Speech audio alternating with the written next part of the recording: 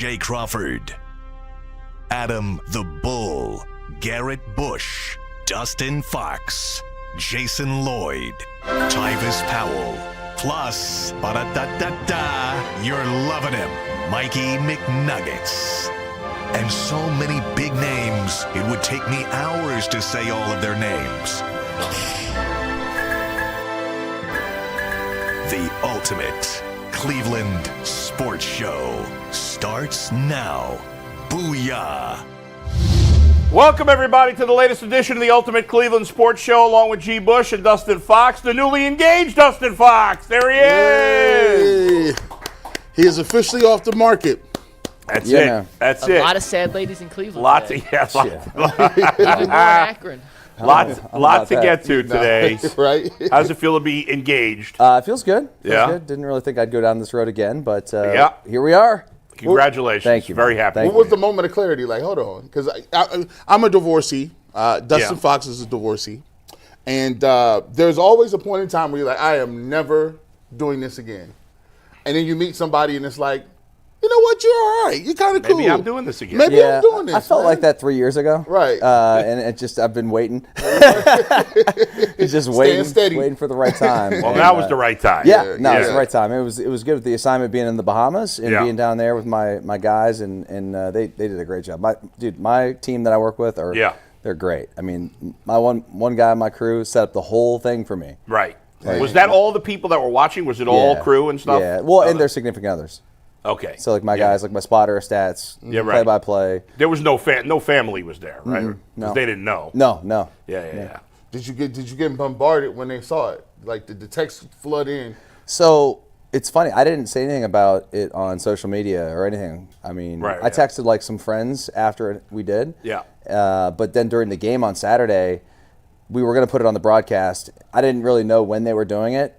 They surprised me out of halftime. Instead of doing highlights, they popped that up. I'm like, oh, by the way, here you go, dog. I was a little taken aback. I'm like, I wish I'd have known. I'd have had like something a little better to say. But no, once I did that, it was like my phone had like 45 text messages because people were watching on TV, and then they tell the game of telephone. That's wild, man. That's funny, man. Well, new year, new things. That's right. It's exciting. It's an exciting time.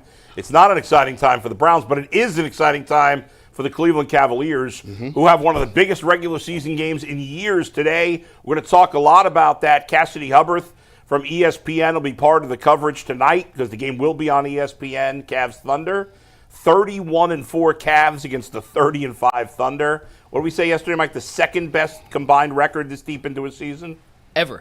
Ever, you're right. Yeah. Now, obviously, like 1-0 is 1-0. Yeah, but this late deep into the season. Yeah. It's the second highest average combined win percentage of a regular season matchup ever. Which is amazing. We will do a little Browns today. Leroy Hoard will be on later. And if we have time, we're going to get into a conversation that we did 6 months ago. I think the results may be different if we do a poll this time. Who is the best owner in Cleveland? Jimmy Haslam stunningly won that, showing the insanity of some of our fans. No offense. How did he win that? I have no idea, but I don't think landslide. He won a landslide too, which is crazy. But I don't think he'll win today. But who knows? Crazier things have happened. I can tell you real quick, Bo. We put this up on the community tab this morning. Yeah. We're over 1,000 votes already. I'm not going to give you the answer. I'm just going to say there's a landslide leader. But it's not Jimmy Haslam. I know. I'm saying nothing. I'm not saying nothing. I'm guessing I know who it is. Okay, let's start by sending it to Mike before we get to our first topic. Go ahead. It's going to be a big show. Yeah. Big game tonight. We'll be there.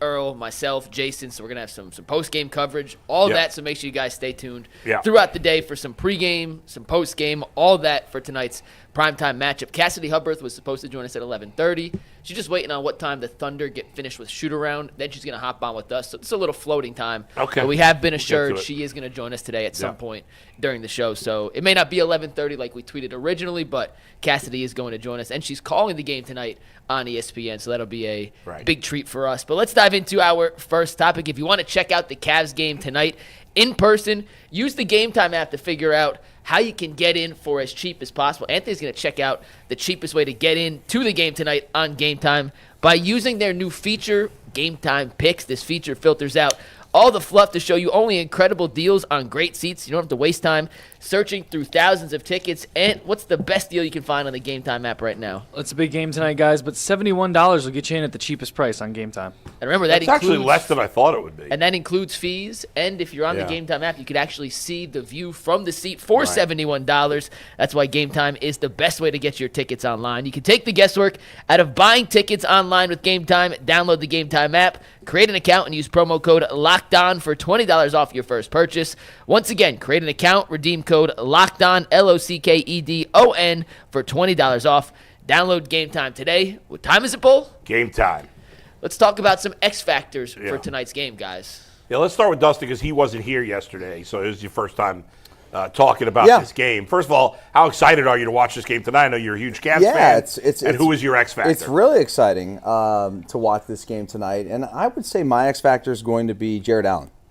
And Jared Allen's, I think, in a game like this, has got to come up big because the Cavaliers are going to be in a different type of game tonight. Like, this is not going to be – the Thunder want to slow things down. They're going to play a little bit more half-court offense, and certainly, rebounds are going to be huge. Defense is going to be huge against a team like the Thunder. I mean, they're going to shoot a bunch of threes and that whole thing. But, like, Jared Allen's going to have to be a beast. Hartenstein, however you say his last name, was really good when he was with the Knicks. And we saw Jared Allen struggle in that series. Yeah. So I think it's going to be a challenge for him. I would say he is my X factor. G. Bush, you were downplaying the Oklahoma City Thunder yesterday. Still. Have you changed your mind today? Still. G. Bush is back. Still in his bag. All right. They have nobody for Evan Mobley. Zero.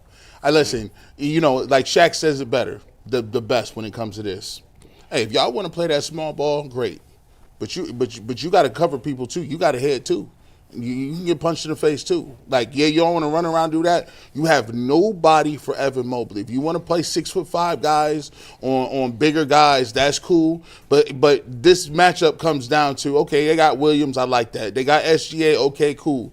Hartenstein, he's gonna be locked up with Jared Allen. But when it comes to who you have for Evan Mobley, they have no one that's going to guard him on the roster. And this is the new and improved Evan Mobley. He's aggressive. He's going to dribble the ball. He's going to get to – people, we talk about it all the time. He's going to get to his spots. Right now, when you throw the ball down to Evan Mobley, no longer can you just be, all right, we're going to play help side and sag off him a little bit. No. Evan Mobley will shoot the three. He can dribble, get all the way to the rim now. And they have nobody for him. So when I look at this game and how these two teams match up, people think it's going to be a great matchup because, OKC has a really good record, and they've been doing their thing. But you're going to see that this is a bad matchup for them. This is a bad matchup. And I even talked – I was going to go with somebody like Karis LeVert off the bench. Mm-hmm. But we're not even going to need that. Evan Mobley comes out here, dominates, and I think, to me, this game not close. Mike, give me your definition of X Factor, please. Whether it's a player – a matchup, something you think tonight that's going to determine the outcome of the game. Okay, so a lot of times we think of X Factor, maybe we think of not the superstars in the game, right? But I'm going against that trend.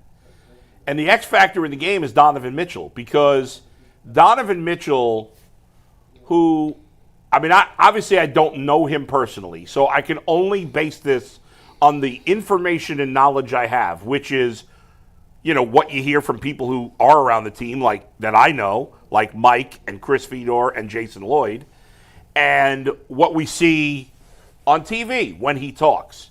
Donovan Mitchell is, in a way, the perfect superstar. No, he's not as good as LeBron and some of the other top. He's better, not anymore, but you know what I mean, at their primes. He's not going to go down as one of the 50 greatest players in the history of the sport. But what's great about him as a superstar is that he is completely selfless. And I think the number one reason why the Cavs have as good, if not better, chemistry than we've ever seen on a basketball team in recent history, especially in this modern era of one-on-one basketball and look at me and highlights. The reason the Cavs are unselfish as a team, the reason the Cavs have great chemistry is because of one guy more than any other, and that's Donovan Mitchell. When your superstar is humble, when your superstar is unselfish, that makes all the difference in the world. He has, I believe, along with Kenny Atkinson, created more confidence in the rest of this roster. And now everybody on this team believes in themselves and believes in their teammates. But, all that being said, tonight is one of those games where at times, and I think Mike alluded to this yesterday, Donovan's going to have to be a little selfish at times because he is going up against a great player in SGA, and maybe not going up like they're guarding each other, but going up in terms of, hey, this guy, might be the MVP of the league. Certainly he's in the conversation. And Donovan Mitchell today might want to say, you know what? Maybe I should be in that conversation too. And I think Donovan Mitchell, if he outplays SGA, or even if they're even, the Cavs will win this game. It's that simple. And I think he knows he needs to be big and he needs to play like a superstar tonight. I think he will. And that's why I don't think they're going to blow out the Thunder. I don't see that. But I think that's why they'll win an excellent, hard-fought game, is because I think Donovan Mitchell is going to just shine even brighter than usual tonight. He's done a good job in these big-time matchups of playing up to the level of a superstar. You go back to the playoffs last season before he got hurt. Yeah. Cavs needed that offensive spark against Orlando. What did Donovan do in Game 5? Threw up a 50-burger in the playoffs. So he's come through in these big-time moments. Before I give you my X Factor, Dustin G, thoughts on the Donovan Mitchell-SGA matchup. Dustin, I want to start with you because you weren't here yesterday. And G, I'm not sure if you saw the pushback you got, but our clip made its way to Oklahoma City Thunder, YouTube, and Twitter. And let's just say, oh, really? G. Bush is public enemy number one in the state of Remember I Oklahoma. said yesterday there's somebody there, G. Billy Bob? There you go. Yeah. Let's. Who was it from? I don't know. Many. Oh, you don't have a clip? I thought it was a clip. No. It wasn't. It was just the comments. Oh, just random people in Oklahoma City. Just our YouTube What did you say? clip comments. He said SGA is not very good, and it's not close. No, he didn't say he's not very good. He said he's taking Donovan, it's not close, was his exact words. I'm taking Donovan Mitchell. You didn't say it was not close. I didn't say it was not close. Yeah. I mean, I said SGA is a nice ball player, but I'm taking You're saying Donovan. he's overrated. I mean, Now, the rest of us on the show yesterday, me, Tyvis, and Mike, all said that SGA is better. Not by a lot, but better. Yeah, I'm taking Donovan Mitchell. All right. Look, I mean, no disrespect, Oklahoma City. I mean, y'all got one ball player. Y'all got one. That's disrespectful. No, I got you can't one. just say no disrespect. No disrespect, they got one. And then you feel like you didn't disrespect. All right, so if I'm playing Oklahoma City, Yeah. is Williams driving fear in your heart? No, but Is Hartenstein or Dort or hey, they don't even got Chet Holmgren playing. Jared Allen's not putting fear in anybody's heart. He's better than what they got. He's not better than all those players. He's better than Hartenstein, ain't he? I'm not sure. Yes, he is. Yeah, he's better than Hartenstein. Okay. I don't know. Who do they have that's better But than in the Evan Mobley? playoffs, now, I agree Jared Allen's better than Hartenstein, but in the playoffs 2 years ago, and once Yeah. again, we're talking 2 years ago, That's 2 years ago. I mean, Hartenstein and Mitchell did dirty work to the Cavs front Who line. is 2 the- years ago, That's, but The Thunder's best player is SGA. No, I'm sorry. Their second best player. Jalen Williams. who's a Jalen legitimate. Williams. He's better than Jared Allen. Yes. yeah. He's not better than Mobley. What you talking about? Is he? I don't know. No. I They're know They're Mobley different position. players. I mean, I he's don't. a small I forward. don't follow Jalen Williams and the Thunder close my enough X to know. factor is the Jalen Williams-Mobley matchup. So let me get to that in a sec. But Dustin, you weren't here for SGA, Donovan. Yes, I just want your thoughts on the comparison of the two elite combo guards. They're both great players. I personally like Donovan Mitchell better. Okay, there you go. But not by much. Again, I don't watch OKC play every game, like you said, Bull. Yeah. When I do watch him play, I'm impressed. I think he's one of the best players in the league. I mean, the guy's an all-star. There's no doubt about that. Yeah. So is Donovan Mitchell. I think Donovan shoots clearly because stats are better. He shoots the ball better, I think, from three. But SGA's a fluid, ridiculous athlete. Also, Donovan Mitchell is the same thing. Like they're awesome players. Yeah. I mean, to me, I'm a little biased because my guy wears wine and gold. And I'll say this, even for you, Mike, and me, and Tyvis, who yesterday we all said we think SGA is a little better than Donovan because of the defensive part of this. But I think we would all agree, I'm assuming, because I know I feel this way, I would not trade Donovan Mitchell for SGA. Maybe you don't agree. I mean, I'm not trading anyone on this team with how they're playing right now. No. Right. Well, and the other thing, too, guys, is like SGA, although he's a great player, does he fit with the way that they play this brand of basketball? I don't know. I don't know that he does. I mean, Donovan, the way he is able to fit in and seamlessly be able to continue to move the basketball and yet still get the numbers and put up the numbers that he is, it's like the perfect storm. He is, and that's why I wouldn't trade Donovan Mitchell, because Donovan Mitchell is the perfect fit for this team. Now, to be fair to SGA, he's asked to do more there. Maybe if he were here, he wouldn't. But in the end, I would still not trade Donovan Mitchell for SGA. Doesn't matter to me who's better.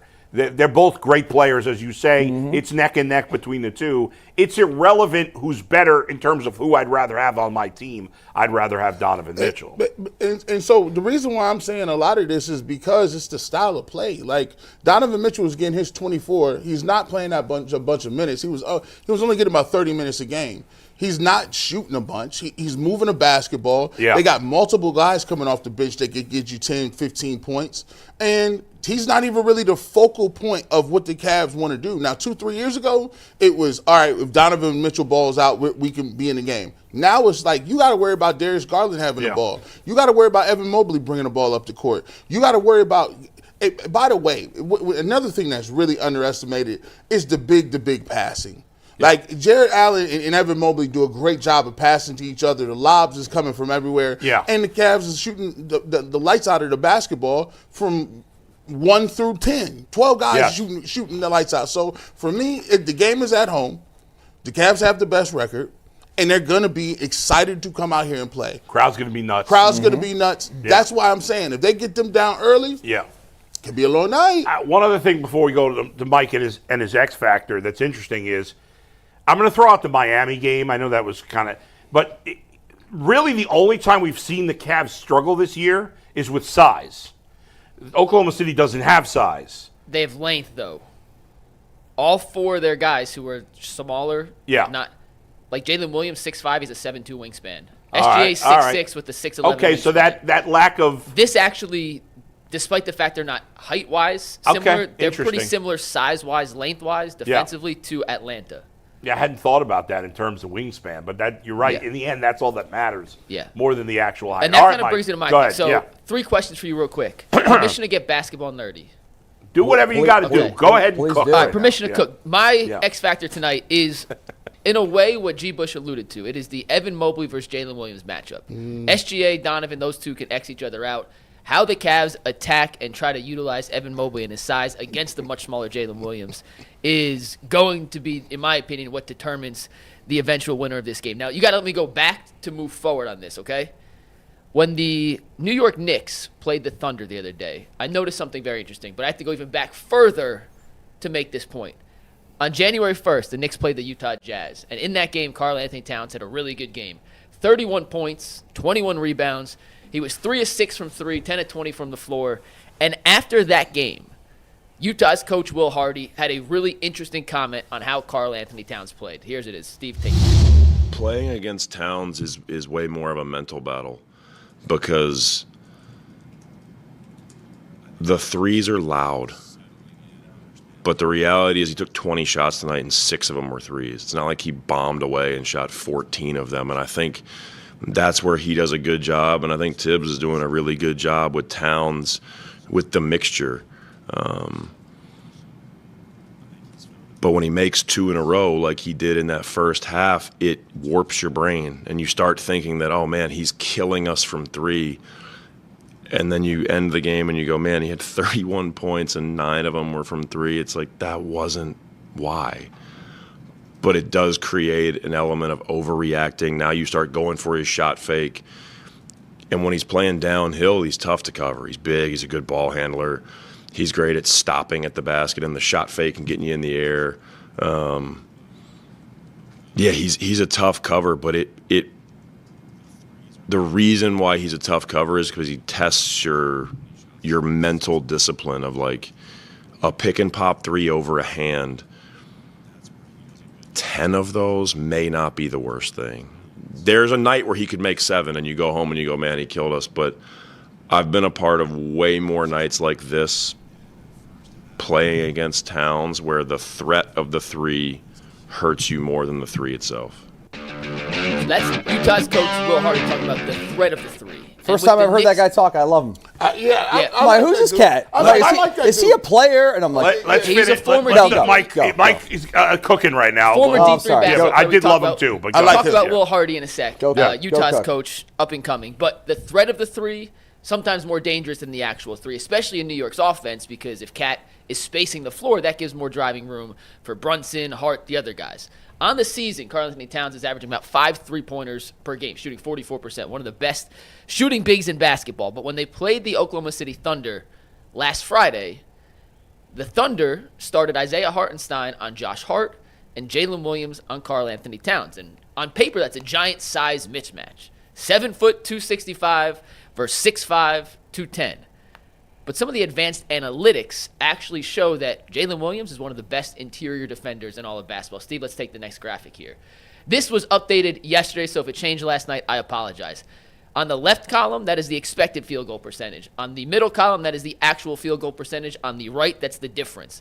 Jalen Williams is tied for second in the league right now in terms of the actual differential between the expected field goal percentage versus the reality field goal percentage, with the likes of Wemby, Giannis, Walker Kessler, and Goga Batadze of the Magic. The 4 guys on that list, other than Jalen Williams, are 7 feet tall and legitimate shot blockers. Jalen Williams is a combo guard. He's a 2/3. He should not be in that category. Now, when Cat played the Thunder a couple days later, Steve, take the next graphic. Take a look at that shot chart. 13 field goals. No threes. He did have 22 rebounds, but no threes.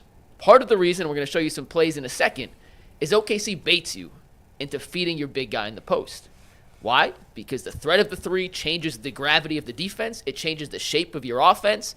And they'd rather give up contested twos as opposed to better looks from three. The math varies out in that direction. So tonight, it's going to be imperative for the Cavs to find ways to get Evan Mobley involved and not just bait into the big on little matchup in the post to then kind of throw a stymie into their offense. Here are a couple plays from the game against Oklahoma City from Cat, and then I'll show you some stuff that the Cavs did on Sunday that you should be watching for tonight to see how you can attack some of these big little mismatches. Steve, let's take the first clip here. All right, so this is one of the plays where Cat did score. They're going to feed him down low in the post, and once again, we talked about the size mismatch. We're talking 7 feet, 260 pounds versus Jalen Williams, who is 6'5", 210 pounds. He's going to catch the ball in the post right here, and there's 3 help defenders in position to make a play, but Cat is going to immediately turn into his shot. If Mobley catches it in the post, he's got to go quickly. If he doesn't, this next play is going to show you what's going to happen. Steve, take the next one. Here's an out-of-bounds play. Same matchup. We're going to get Jalen Williams on Evan Mobley in the post. Once again, 3 help side defenders ready to make a play if Cat doesn't make an immediate move. He tries to overpower Jalen Williams, uses size and strength. Next thing you know, Hartenstein drops into perfect position, swipes the ball away. That goes from a one-on-one ISO on the wing in a position where Cat, in theory, should have the advantage, into trying to go through 6 hands on Oklahoma City, advantage OKC. Steve, let's get to the next one. The Thunder aren't afraid of having to isolate Williams on Cat either. Here you're going to see OG space, go to the opposite corner. They're going to rotate to the top, get their space. He's going to leave the entire right block wide open. Cat notices this. He's going to take one dribble to the middle, and right here, he's got Jalen Williams on his inside hip. In his mind, that's an easy spin to a wide open left-hand layup. But the Thunder swarm. Hartenstein, Wiggins both take 2 steps over what he thinks is an easy left-handed dunk. It's into a contested shot over 2 outstretched arms. Once again, advantage OKC. So how can the Cavs counter that? We may have seen a little foreshadowing against the Hornets, on Sunday. Steve, let's take the next clip here. They did some things that I thought could be a game plan for how to attack Jalen Williams. Essentially, giving Evan Mobley ahead of steam. Stationary strength may be comparable, but if Mobley can get ahead of steam on a smaller Jalen Williams, the size, the strength, the balance he's shown this year, the improvements in his game from the last 2 years, I'm not sure Jalen Williams down low can contain that. This was a simple way to get him open and getting downhill. Set a ball screen, inverted pick and roll. Mark Williams is there for the Hornets. He's going to go under the screen. Once he goes under, that's a direct line drive for Evan Mobley. That's one way. The other way, the last way, is if you get early position. Steve, take the last clip here. Once you get him on your back in the post, that's the look of death. That's an easy entry pass. We're going to zoom in on Jalen Williams. He knows it's over. If Mobley can get to his spot early before it allows the Thunder to rotate over and get in help side position, That's about the only way they can hope to slow down Evan Mobley. If they try to get him on the high post and have him attack, it's going to allow too many guys to junk up the court, muck it up, make it a lot more difficult. And just to give you the size advantage for tonight, Steve, take the last clip. We're looking at 6'11 versus 6'5, but look at the wingspan. We talked about the length of OKC. Yeah. That's a 6-inch difference in terms of the standing height. Evan 2-inch difference in terms of their standing reach. Evan Mobley's vertical is 48 inches? That doesn't sound right. Ant made that graphic, but. Listen, if Evan Mobley's vertical was. Cat would be sitting on the rim. Where'd you find Evan Mobley? No, that was Mobley. That was Mobley. Yeah. I straight up just Googled it. Evan Mobley is 48. That 48. He doesn't have a 48-inch vertical. He definitely does not have a 48-inch vert. No. 40-inch vertical is ridiculous. By the way, man, Dustin Fox, what was your vertical? 43.5. Okay. Yeah, there's no way Evan Mobley. He has a 26-inch vertical. Yeah, it's a big difference. So, Steve, take that back. Take this one back. 48's like combine record level high. Yeah. Steve, take this again. So let's see this, and let's verbally change it. That's a 26-inch vertical for Mobley, a 35.5 for Jalen Williams. That sounds about right. You can see the weight, the size, the height. It's a more comparable matchup than you may think. Yeah, it really is. Those are some of the ways that Cleveland has to attack that matchup, and how they do it is going to determine the outcome tonight. You know, that was a great breakdown, Mike. That was fantastic, Mike. I felt like I was watching any of the big shows on national TV. That was really well done. I'm just trying to be like Dustin, you know? No. That was well done. Well done. That was nice. And you know what, McNuggets? I'll take that. If that's the way they want to play it, go ahead. Because if you want to put Jalen Williams on Evan Mobley, here's your second best player. You're counting on him to have 22, 23 points. Yeah. But guess what? You can't have them points if you got 2 fouls in the first quarter. I'm feeding them down there. Great point. I'm feeding them. That's true. And, you know, now one of the things, like, first of all, Cat didn't have a bad game against. No, he just didn't shoot threes. Right. He just didn't shoot threes. I mean, he shot over 50%. He had 1 million rebounds. But you also, like, I don't know how much he did this in this game. Obviously, Evan Mobley knows, okay, if I don't score quickly, the double team, maybe triple team is coming. I got to be able to kick. And the Cavs obviously have the ability to, you know, there's nobody you could leave open outside except for Jarrett Allen. You know, the other guys are all going to knock down threes. So and you need that. You need guys to cut off that. You need cutting action. Like if they're going to double team and really help like that, I need guys cutting to the basket. And well, you know Jarrett Allen will cut to the basket if Hartenstein goes to double team on Mobley. And that's the cool thing about the Cavs. Now, listen, if this was the Cavs a few years ago, even the ISO heavy Cavs with Kyrie and LeBron, you know, that type of stuff hurts you because guys are just pounding the air out of the basketball. Guys can set their defenses up, their looks, dribble. And then, you know, you get down to 3 or 4 seconds on the shot clock, you hoist in a contested three or a tough shot. With the Cavs, they do a lot of moving. Evan Mobley rarely is just going to get the ball ISO in the left block and take 7 dribbles. He's deployed from a lot of different places. So, you know, the ball movement is a really good remedy for people that would like to get creative defensively. How awesome was that Jazz coach, by the way? Dude, that guy is amazing. Like, just a really smart dude. Yeah. He broke it down. He wasn't arrogant about it. It wasn't like I know more. Like, he was just I feel smarter. Actually, after listening to the clip, I'm like, that's really I hadn't ever really thought about that. Who thought about that? It was just a brilliant answer. And as a football guy, hearing a basketball perspective like that, where it's like, we kind of got lulled into thinking he was doing something because he hit 2 back-to-back. Right. It's like, man, there is a bigger mental side of things, no doubt, that go into coaching. It's like somebody runs off 2 explosive plays on you on the ground game. Now you're like, dude, we gotta stack this box. These guys are killing us. Yeah, you overcompensate sometimes. Yeah, in reality, you're like, oh, that was just 2 plays. Let's stay what we're doing. I like that a lot. Yeah, he was good. I never even heard of him. Have anybody? Former D3 basketball player, man. The smartest. Where? Williams College, not Emerson, but Williams College. That's in Massachusetts too. Yeah, right? very good. NESCAC program, very good Division III basketball program. Cool. I mean, I know they're having a terrible season, so he's not winning a lot of games, but. That was a great answer. I would have loved that. It's like an all-time great answer by a coach. And really honest answer, too. And he didn't denigrate the player.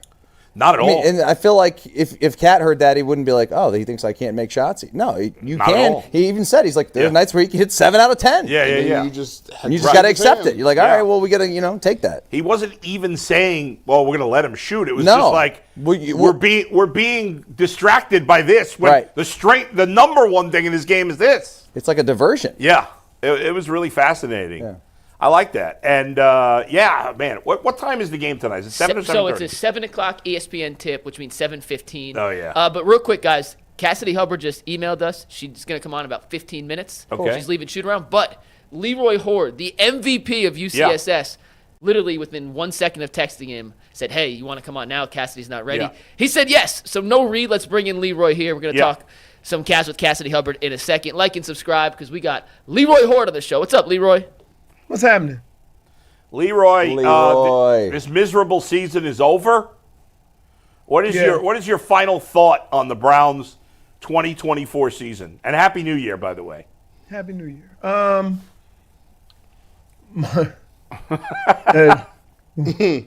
Woof, that offense.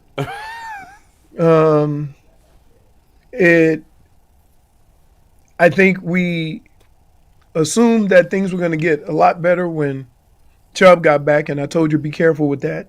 You did. We assumed that a bunch of guys weren't going to be who they were. One in Jameis Winston. Jameis Winston is your relief guy, right? He's your Joe Flacco. He guy gonna come in and get hot for 2-3 weeks. You're gonna fall in love with him, and then he gonna do Jameis things. I don't know how, because man, he can throw the hell out of the football. He can.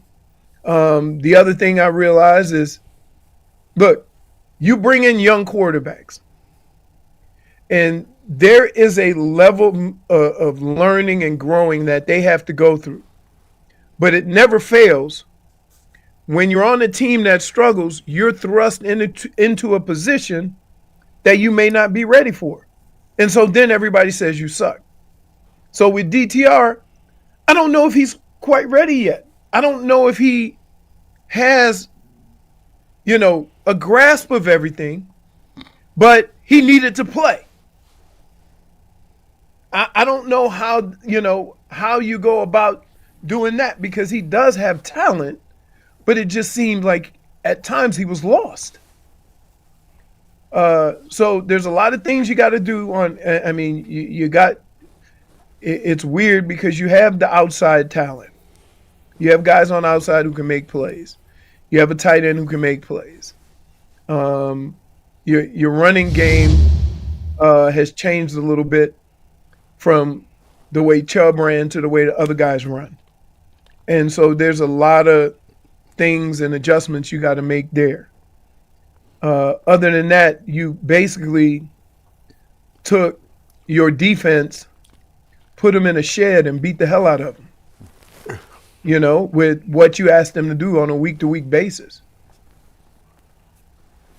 Now, season's over, and you probably going to change your mind 3 or 4 times by the time this draft comes around. Mm-hmm. Right now, gut feeling. Yeah. You see what's available. You got the number 2 pick. Gut feeling. What you doing at 2? And I need a name too. Here's what I because I every would take. time somebody asks that question, I think we all collectively do that. I would take Travis Hunter. And here's why. Unless you are absolutely sold on a quarterback. I hate when teams have a top 5 pick and everybody says they need a quarterback, so they draft a quarterback. And he may not be the right quarterback for you, but you needed a quarterback, and then he struggles and you go through the whole process again. I would rather start drafting guys in supporting roles, and then when I really like a quarterback, go get him. The other thing is, if you bring a quarterback in now, he ain't going to play right away. And the Browns need players. So if you bring a quarterback in now, they still going to try to get some of that money out of Deshaun Watson. So how do you go about that? If you're not happy and you don't want to take Travis Hunter, trade back, get more picks. And so, like, there's a lot of decisions that have to be made between now and the draft. But the biggest decision has to be made is, what path are we going to take? Who do we really like? Because I've seen teams draft quarterbacks because they needed a quarterback and the quarterback didn't fit. And so now you go 3 or 4 years trying to make that quarterback stick. And keep in mind, everything else on your team is getting older. So if anything, I want to see them draft a guy or fall back and get a couple of guys or 3 or 4 guys that can come in and make an impact. That's going to change your team. You look at Detroit.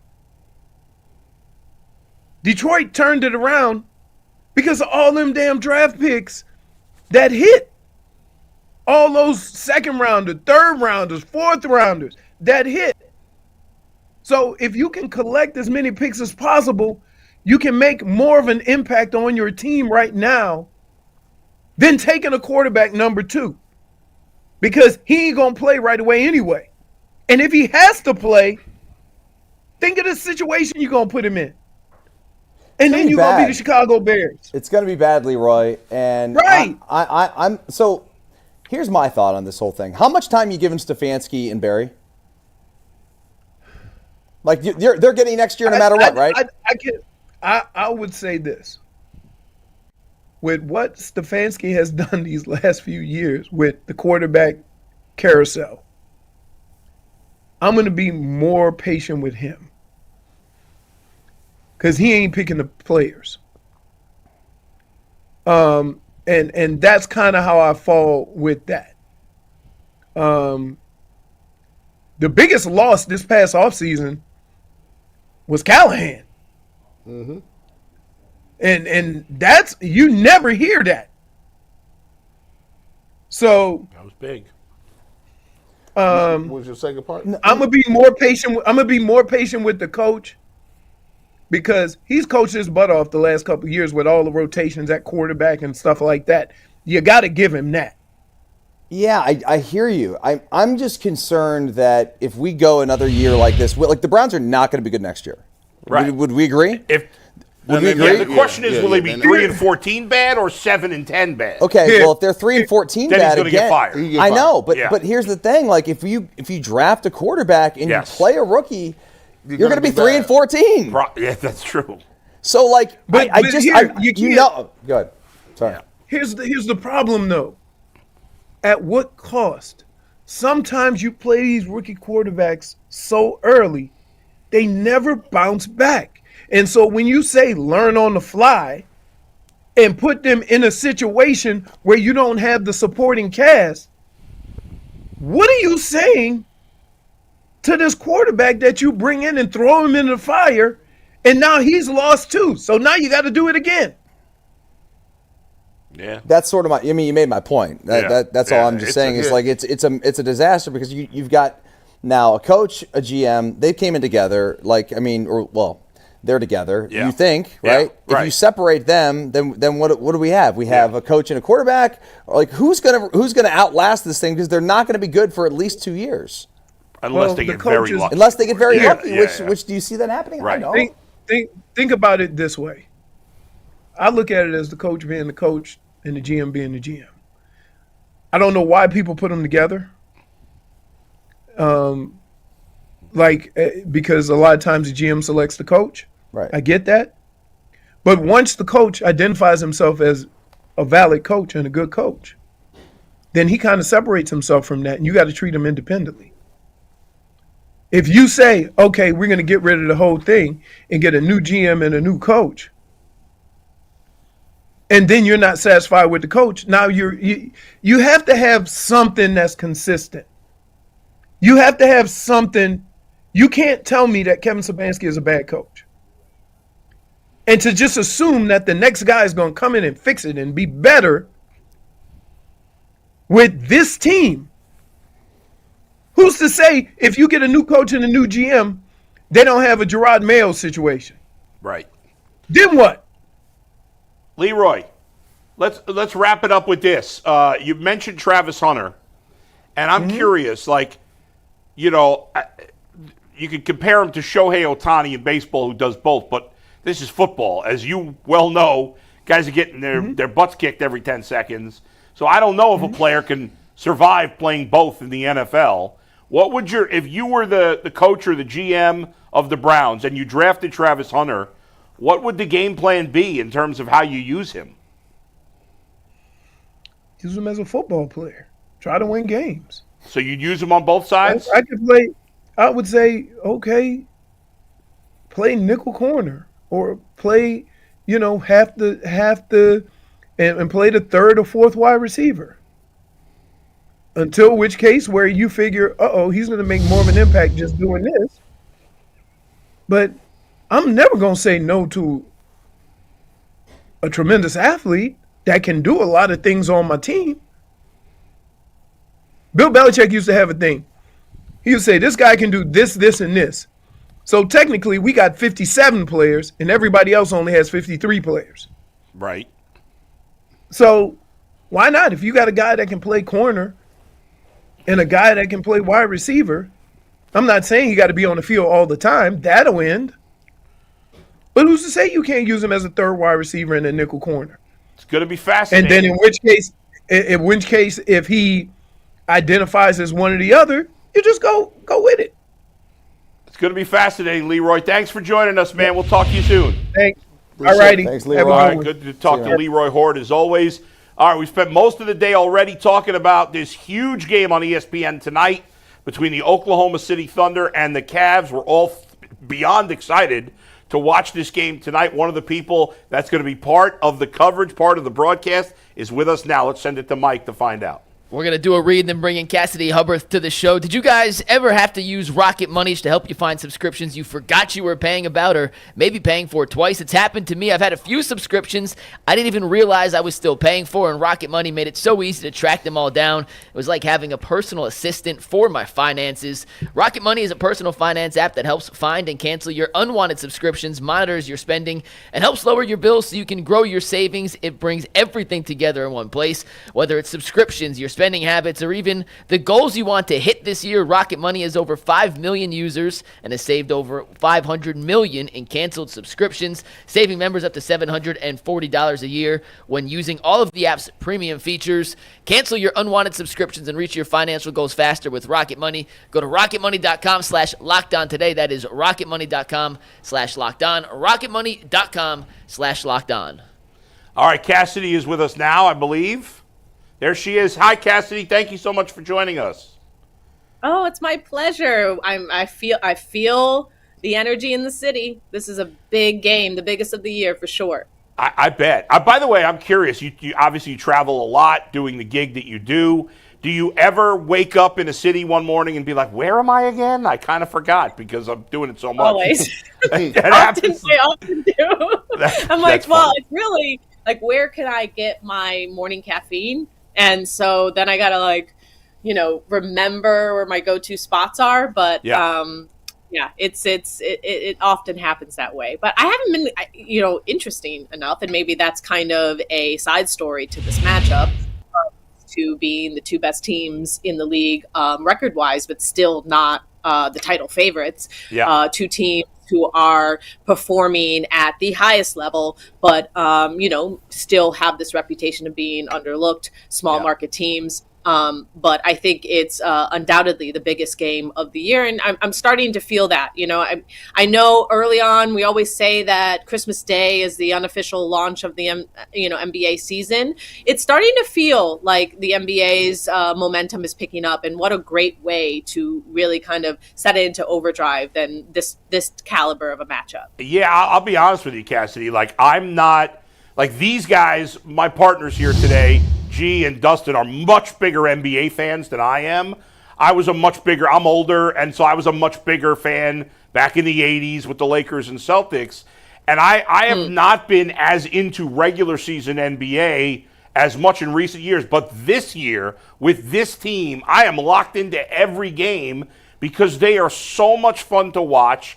And I can't wait. And I've always poo-pooed the regular season in recent years. So I'm it's won me over completely. And yesterday we had a stat that this is the second best combined winning percentage in the history of the NBA this deep into a season for a game. So, I mean, this is an all-timer regular season.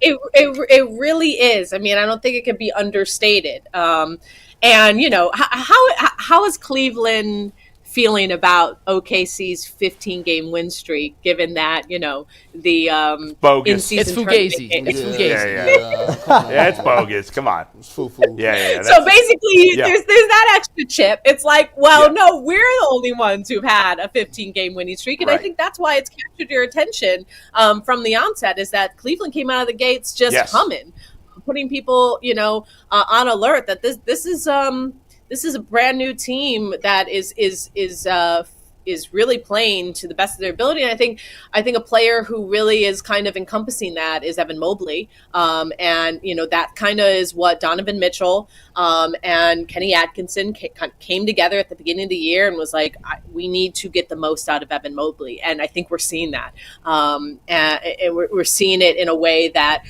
we've always thought that he could be this massive defensive presence, but we're also seeing him, you know, handle the ball in half court sets. He's taking the highest percentage of shots at the rim as well in his career, cutting down like on those floaters, and he's really aggressive. He's added some weight. So Evan Mobley, I think, is really a huge story for this Cavs team, as well as Donovan Mitchell.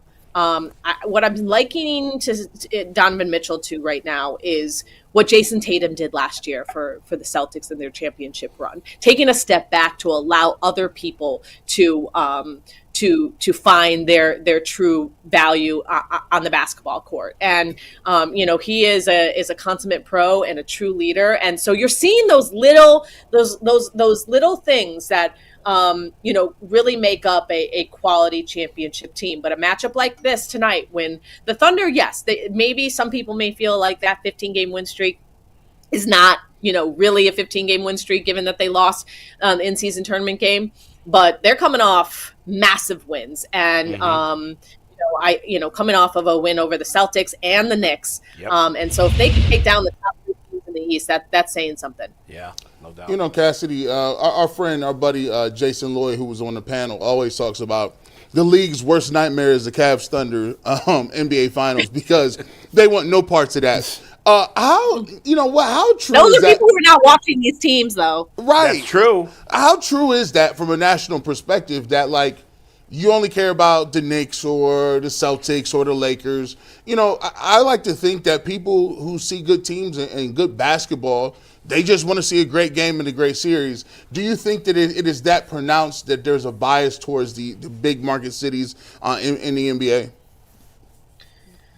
Look, numbers are numbers, okay? So it like when it comes to ratings, the numbers don't lie. It's the Warriors and Lakers who rate the highest. But I think what we need to understand, and I think we're continuing to say it, time is of the essence. Yes, LeBron James is continuing to fight Father Time, but we're not just rounding third. We are almost at home when it comes to those two guys. So it is imperative that we invest our time into the next wave of superstars, and lifting up guys like a Shai Gilgeous-Alexander and a Donovan Mitchell, who have been in the league, who have proven that they are quality players, are taking the game to a different stage, and it's important whether or not they're getting equal time to the Lakers or the Warriors on the national stage. To me, you just got to look at that as a numbers game.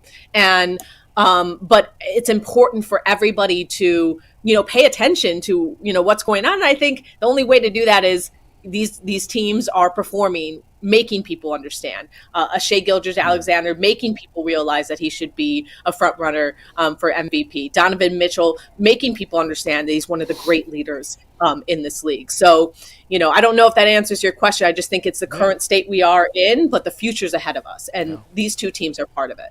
Cassidy, a lot of people have compared this Cavaliers team to the brand of basketball that the Warriors played when we were going up against them, when LeBron was here the second time. And I kind of agree to some extent, but they haven't proven it long enough. But they bring in Kenny Atkinson, who obviously spent some time with Steve Kerr and knows that Golden State offense very well. At what point in time do we start to buy into this run and think this can be something that, hey, could maybe carry these guys to a championship potentially? I mean, look,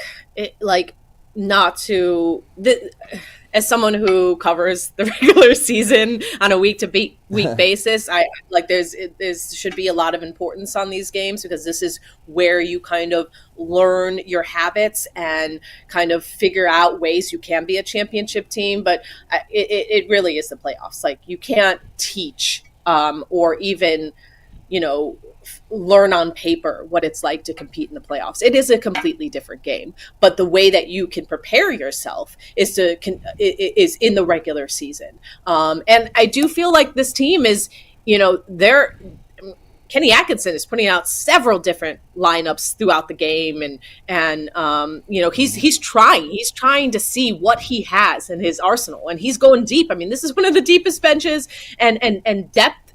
Display of depth in the NBA, and I think that alone is going to help them. They're going to know who they can look to, those unsung heroes that often win championships for teams, those unsung heroes who he can look at down the bench and be like, okay, we need a big bucket, or we need a big stop. That's the guy that we can throw in here to give us a little bit. And you're seeing that with this Cleveland team. So I think a foundation is really being built with this group that you can see can be successful in the playoffs. But in terms of answering your question, when we're going to find out come playoff time. Cassidy, in an era where it seems like we highlight often the bad things that athletes do off the court, one of the things I love about this Cavs team, now I don't know any of the players personally. Our guy Mikey McNuggets is at every Cavs game. He'll tell you every 8 seconds he was a D3 basketball player. He knows the players a little bit. So does Jason, a few other guys. It seems to me that not only has this become an excellent, great basketball team, but they're a great bunch of guys, and I appreciate that. They seem to be unselfish. Donovan Mitchell seems like the most unselfish superstar in the league. I think they have great chemistry because part of it is because they're such good guys. And that shows, and I like that. I know people don't talk about that stuff a lot, but I think that's cool. No, Donovan Mitchell is one of the best guys in the league in terms of. I mean, my job is to try to get to know these players, even though I'm flying in and out of different cities.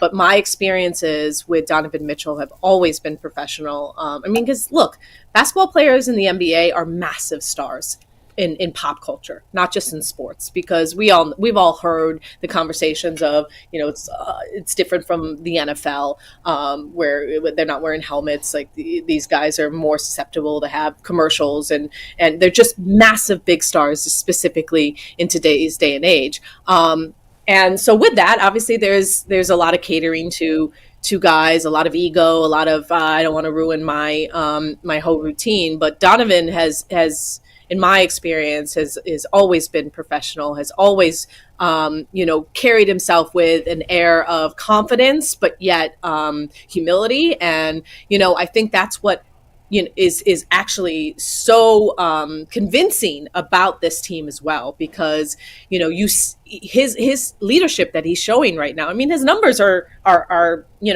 down this year, but it's very clear that is contributing to the overall success of this group.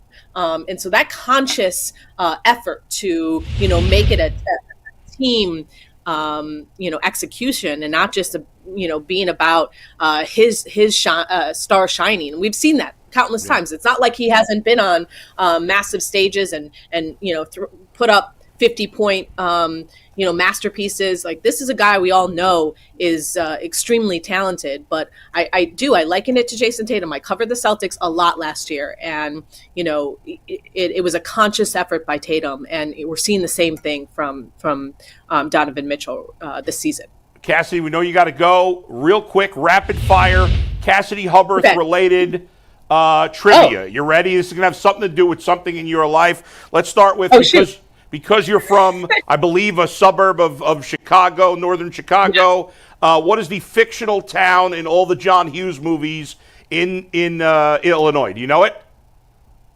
No, but I was in Home Alone 3 and Rookie of the Year. And you were in Rookie of the Year? Yeah, but because those my middle school was basically the school that they shot all those movies in. So I signed up for but no, I don't know yet. I think she one-upped your question, bro. That's true. That's even better. Down in Shermer, Illinois. Out of here. Pequod's Pizza is the best pizza in Chicago, or a tourist trap? Tourist you trap. Don't know it. Tourist trap. Yeah, that's what everyone. Tourist trap. The burnt bottom doesn't appeal to me. I see why people like it, but it doesn't appeal to me. I'm a Geno's kind of gal. I don't know why I like the disc of Fair enough. Pansut, lumpia, or chicken adobo? Chicken adobo. Oh, pancit. Oh, shoot. Wow, look at you guys digging into the crates for some Filipino trivia. Oh, gosh. Lumpia. I can crush 30 without anyone seeing it. But pancit brings you good luck. So it's like a dish that when you eat it, it's supposed to you make it. I have memories of that. So I don't know. I'm gonna go lumpia because that's it. G's wife is Filipino. My best friend is Filipino. So we got a little connection. Good people. Good people. And she cooks all of that, and I can't eat too much of it because what? It's all great. But I can't have pancit. We love fried pork. Fried. Pork adobo. Oh my gosh. Oh, chicken. Yeah. All right. Last thing, Cassidy. Go ahead, Mike. Yeah, Cassidy. I'm not sure if you were alerted to this beforehand, but the executive producer of this show is Steve Becker, who. Oh my gosh! Who sent me a clip, and if you will allow us to play it. This is from a promo from the show you did with Steve Becker over at Steve? Are you okay if we play this? I don't want to put you on the spot. Yes, of course. Hi, Steve. This is from SEC Gridiron Live. Steve Becker, Cassidy Hubbarth combo from about 12 years ago. Let's play it, Steve. Wow. Hi, I'm Cassidy Hubbarth. You'll see me this fall on SEC Gridiron Live, a brand new show, giving you a voice like never before. I want to hear what you have to say. I'll be on Twitter, Facebook, and we'll have viewer polls every week. You tell me what's on your mind, and I'll talk about it live on the air. That's SEC Gridiron Live. Join Charles Davis, Randy Cross, David Pollack, and me, Cassidy Hubbarth, on SEC Gridiron Live. The only weekly SEC show you need. SEC Gridiron Live premieres September 2nd on Fox Sports South. So we love EP Steve here. That was awesome. Cassidy, if you want to, what was it like work with EP Steve before any of us knew EP Steve? He gave me my big break.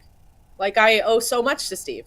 That was my first big on-air job, and quite frankly, my role. This will bring you guys back in time, but my role was the social media reporter when that was when social media was just kind of on the scene. That was in 2008 or something like that, 2009. Yeah. And so I was reading tweets on the air before that was even a thing. So that show was ahead of its time. But that was a huge break for me, and the first live show that I really ever worked on. And so, wow, that was really touching. I'm I did not plan to get emotional with that. That's Steve, you're the best. Steve's day.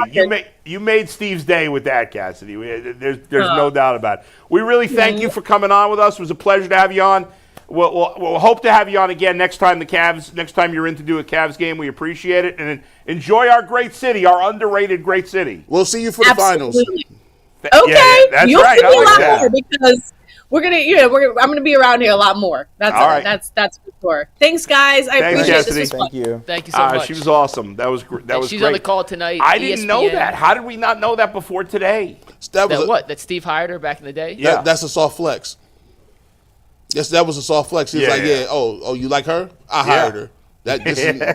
So by the transitive property, I am him. Steve does have good taste in hiring people. Yes, so, man. Yeah, he's done a good job.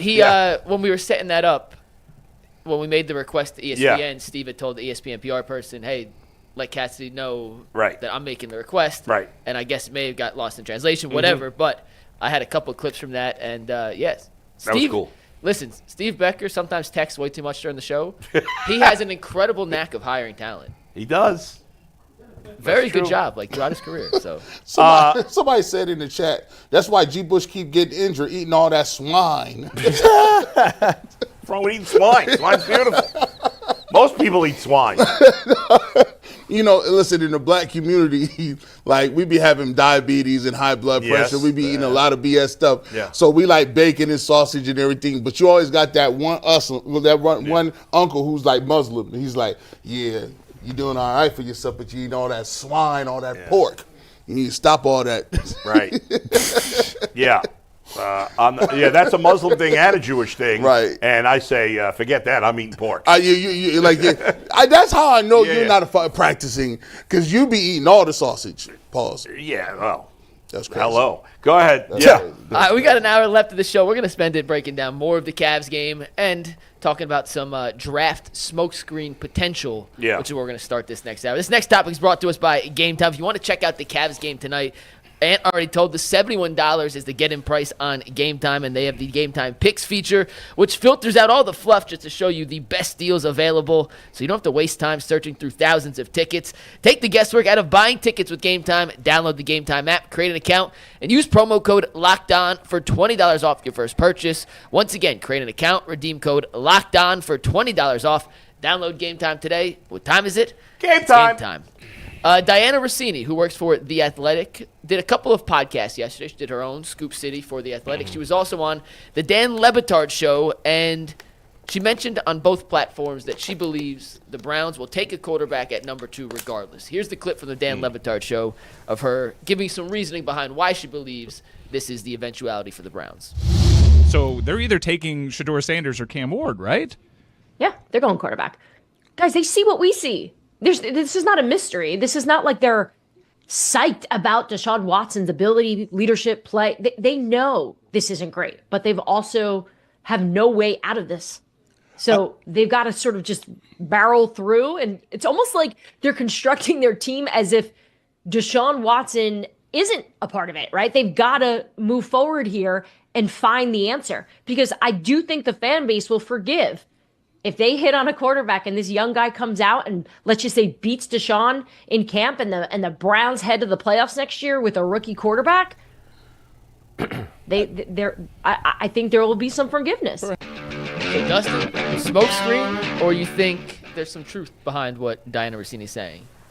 I mean, I think that it's pretty obvious the Browns need a quarterback, and if they're trying to get things turned around, sooner rather than later, they would be looking to take one at number 2. The question is, do they love one of these guys?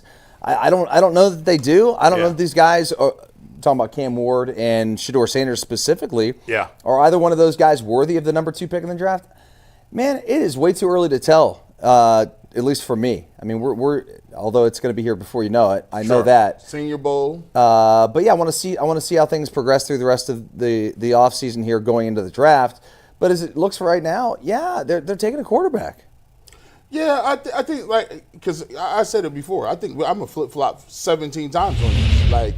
I don't think you can flip-flop when you're talking about draft, because there's going to be a Senior Bowl, there's going to be pro days, there's going to be individual workouts, there's going to be the combine, there's going to be a bunch of different information that you're going to get that's going to give you pause on some people, and it's going to get you excited about taking some people. So, I think right now the obvious elephant in the room is you need a quarterback, but it all comes down to this: what do the people picking the quarterback think about the guys? If they like them, or hold on, let me stop saying that.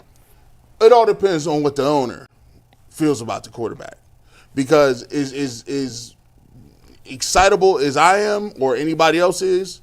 We've seen Jimmy Haslam be like, give me I need Johnny, give me Manziel. We've seen him just be like, yeah, give me that guy. Yeah. So if the owner gets behind it and he likes the quarterback, you're up for a long uphill battle trying to get him not to take the quarterback because he knows he needs one. Yeah. By the way, a couple of things. First of all, and I'm going to say a couple of things I probably shouldn't say, but that's me. What are you going to do? She does a podcast with Chase Daniel. He's awful. I mean, he has no clue what's going on. I know listen, the guy played in the NFL. What makes you say that? Mike says he does quarterback breakdowns. I'm sure they're fantastic because he knows the position. But in terms of like knowing what's going on around the league, he's clueless. She was saying this to him. Like, first of all, what she's saying is completely obvious.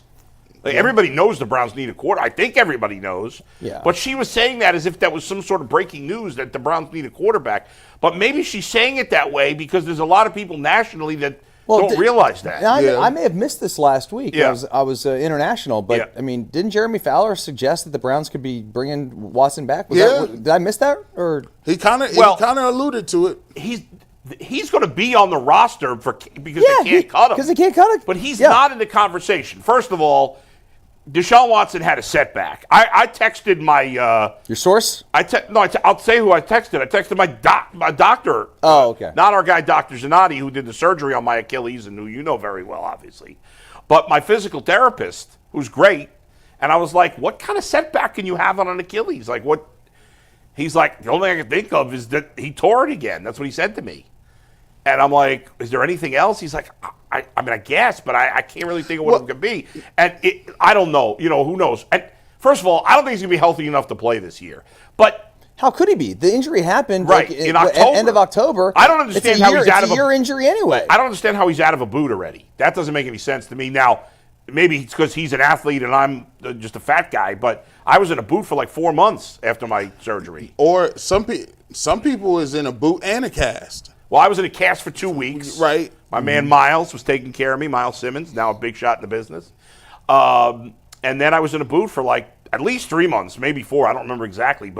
And then your muscles atrophy. Right. Now, if he has to have surgery again, and I don't know, I'm just throwing this out there because my doctor said this, if he has to have surgery again, I mean, then he just went through this. Now his muscles are going to atrophy again. That's a lot of rehab to come back for a guy who's now close to 30. He is not in the shape he once was. But, like, of course the Browns need a quarterback. That's obvious, whether Deshaun Watson was going to be here or not. They've got a guy who's just a shell. I mean, he's not a quarterback. He's got no Achilles. He's got no shoulder. No. He can't play football. No, I don't think he's ever playing again. He's not going to play. He's not let gonna alone play. the Browns. I mean, he's not going to play at all. For him just to get healthy enough to play again would be, I won't say it's a miracle, but I think it's highly unlikely that he'll ever get back to being a highly productive player. I mean, he hasn't been good since 2020. Right. At this point. So now we're all right. If he doesn't play this year, what, 2026? It's a presidential term. It's pre-COVID, man. Yeah, I mean. But let me ask this about specifically what Dianna said. Yeah. Oh, I think she's a little bit just speculating more. Like, there's no way she knows for sure they're taking a quarterback. No, I think it's speculations, some opinion there. Yeah. I don't think it was a report. Yeah, I think she's going by the fact that, like, look, you got a top 2 pick. Yeah, you got a top 2 pick. You need a quarterback. It makes sense. They'll take one. But, again, it always goes back to this whole thing. You can't take a quarterback just because you need one.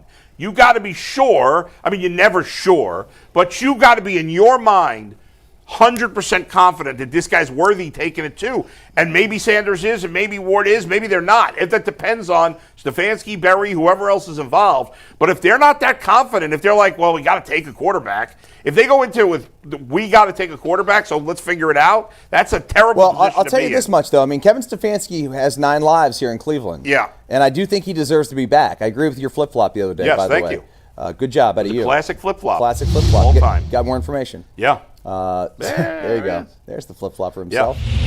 I love that they threw in the crab. I was going to say, is that the imitation? Yeah, I love it. You know, I love that stuff. We made that a while ago. Such a great snack. Now we need a gamoku. It's a great snack. Yeah. Anywho, I think he deserves to be back. But, like, okay, Stefanski, you're going to be the OC. All right? Yeah. You're gonna deal with this quarterback. So who do you want? Yes, 100%. Who do you like? If you don't like one of these guys, then don't take one. Yes. Because if you do, your job will then be tied to that quarterback. Or if you don't take one, do you think that there's some part of you that selfishly says, I can buy myself more time with a quarterback? Because, like she said, we'll forgive you if you get a quarterback and get to free agency. I don't think if they take a quarterback based on Kevin Stefanski's recommendation, and he's a disaster as a rookie, he's going to get fired. I want this pick. Yeah. And it could be the only pick. Right. That Kevin Stefanski handpicks. I agree. And if they don't take the quarterback, and then his quarterback that they bring in next year is trash too, then we can't worry about that right now. Yes, he could lose his job next year, no doubt. If they have a terrible season next year, he's probably going to get fired. So I'm looking. If I'm them, I'm like, what's the best opportunity to thread the needle a little bit? Can I get somebody who can help me now? Can I get some? To me, I think they have to come away with at least one quarterback somewhere in this draft. In this draft. All right. Whether it's second, third, fourth round, well, they got to that's get a a big quarterback. difference. I mean, you take one in the first round at 2 versus taking one of the fourth round. But like Leroy said, if you do get somebody in the first round, that guy theoretically should help you a lot. Like if you take a non-quarterback. Sure. Hey, if I got Abdul Carter, if I want to take Travis Hunter, if I take one of those guys, those guys can play right now, and then I could get me a bridge guy in the third or fourth round that I could try to develop and figure out, not a DTR, but somebody, a Jackson Dart, somebody that you can say, hey, I like this kid, and we're going to develop him. I personally think that if the Browns don't like the quarterbacks, that they have to trade down. Not too far, but that they got to trade down because they need more draft picks and more draft capital, especially if you're thinking, and you don't know that it's going to work out this way, if you don't take a quarterback at the top of the draft this year, okay, there's a good chance he's not going to be very good next year either way. You want more ammunition to maybe trade up next year because there may be better quarterback talent in next year's draft. We don't know that for sure at this point. Yeah, I tend to think that's the way you go about this whole thing. Trading down. Yes. And the teams, you think about it, you got the Giants at 3, the Raiders at 6, I think, the Jets at 7, and the Saints at 9. Those teams all, I don't know, but those teams all need quarterbacks. They may like Shador or Cam more than the Browns. It takes one team. I would say this much. If the Browns are picking between those two, Cam Ward all day. To me, it's not close. Really? Yeah. That's my opinion. Dustin, you've watched more college football than all of us. What is the thing with Cam Ward that you like? Or like more than Shador, I guess is the way to phrase it. Honestly, I think I like his mobility more than Shador, and I also think that the Cam is.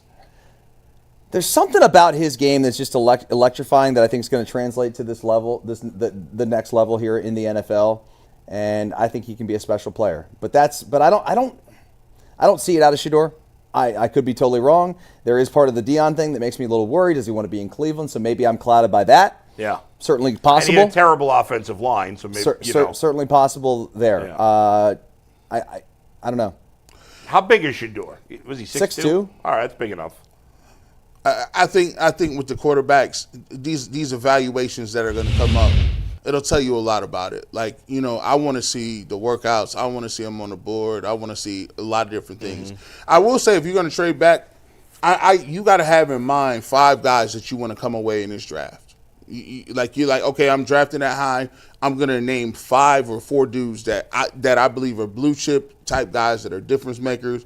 And if I'm trading back, I better be in position to get one of them. Yeah. So I don't want to trade back too far. Like with the Saints, if the Saints want to trade to get a quarterback, they're going to have to give me an arm and a leg. Because at 9, that's a bigger. That's 9, I'm outside of the blue chip area. Yeah. I need. Let me ask you guys this real quick before Mike asks his next question. I asked this to Leroy, but I wanted to ask it to you guys. If they take Travis Hunter, or if you were the GM, you were the coach of the Browns. The Browns can't take Travis Hunter. They can't. I don't think so. Why? Because I don't think he solves any of the problems. Okay. Fair enough. I think he's great. Yeah. I think he's a great player. Don't know where I'd play him. Probably play him on defense, which stinks because you got a guy who scored 10 touchdowns this year. You wouldn't play him on. I mean, you play him offense a little bit, right? I think you would have to at some point try to get him the football, get it in his hands. Yeah. Returns, maybe some gadget plays here and there, but I think overall he probably, for the longevity of his career, it's probably defense. Yeah. So I don't know. I don't think the Browns can afford to take a player. I don't want to call him a novelty, but he sort of is because you don't know where you're going to play him when you have so many holes at big positions, including left tackle. I play him everywhere. I wouldn't play him 70 snaps a game, but he would be playing. He start defense, and if I got him and Denzel Ward, that's 2 lockdown guys. I mean that's crazy. Like you're not gonna sign Greg Newsome. You got to think about it like this. And Greg Newsome will play next year, but you're probably not going to re-sign him. You got Martin Emerson, who had a very terrible year. Yeah. So at least now you can make that position of strength even more of a position of strength because I got a lockdown corner. And you're devoid any talent on the playmakers in terms of wide receiver. You got Jerry Jeudy. Yeah. But you got to have more than Jerry Jeudy. I need a couple more things. Now, look, is he going to play every single snap? No, but I can move him in. I can get him in there at the third receiver, fourth receiver, and play him 25, 30 snaps there. I can get his hands on the football and have him return kicks and do things like that. Yeah. The problem is, I think the Browns have always had problems finding ways to get people to football. We complain, we're like, oh, you didn't get Odell Beckham the ball. We complain that we never saw Chubb and Hunt in the backfield at the same time.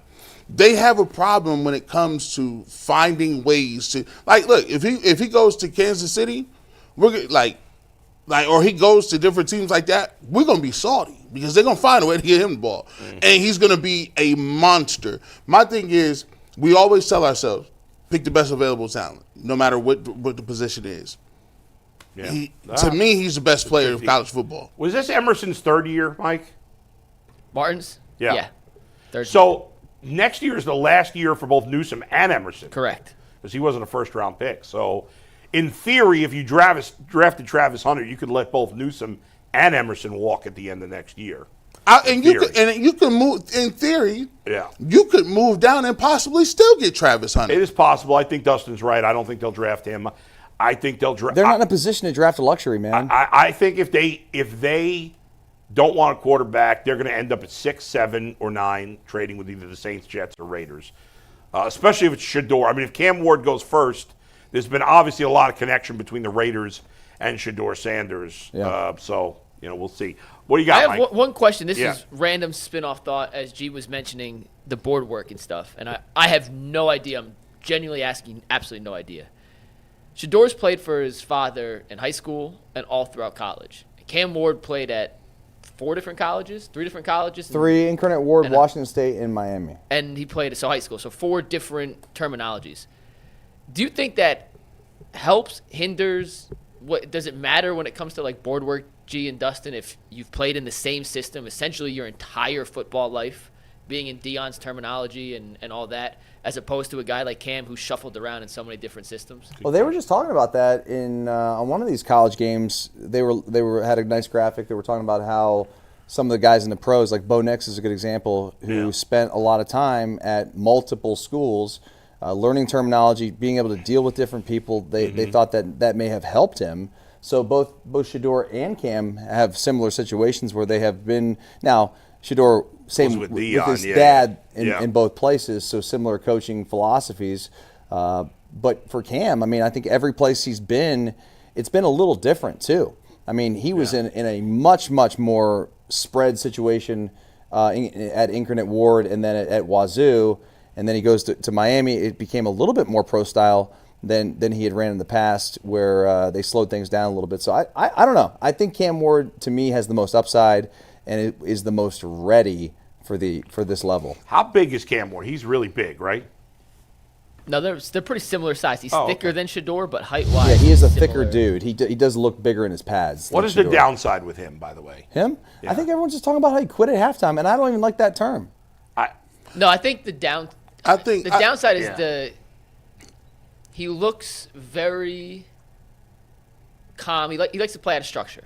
He likes. I'll put a play in tag board. And he plays some street ball. He plays some street ball, and it makes people nervous.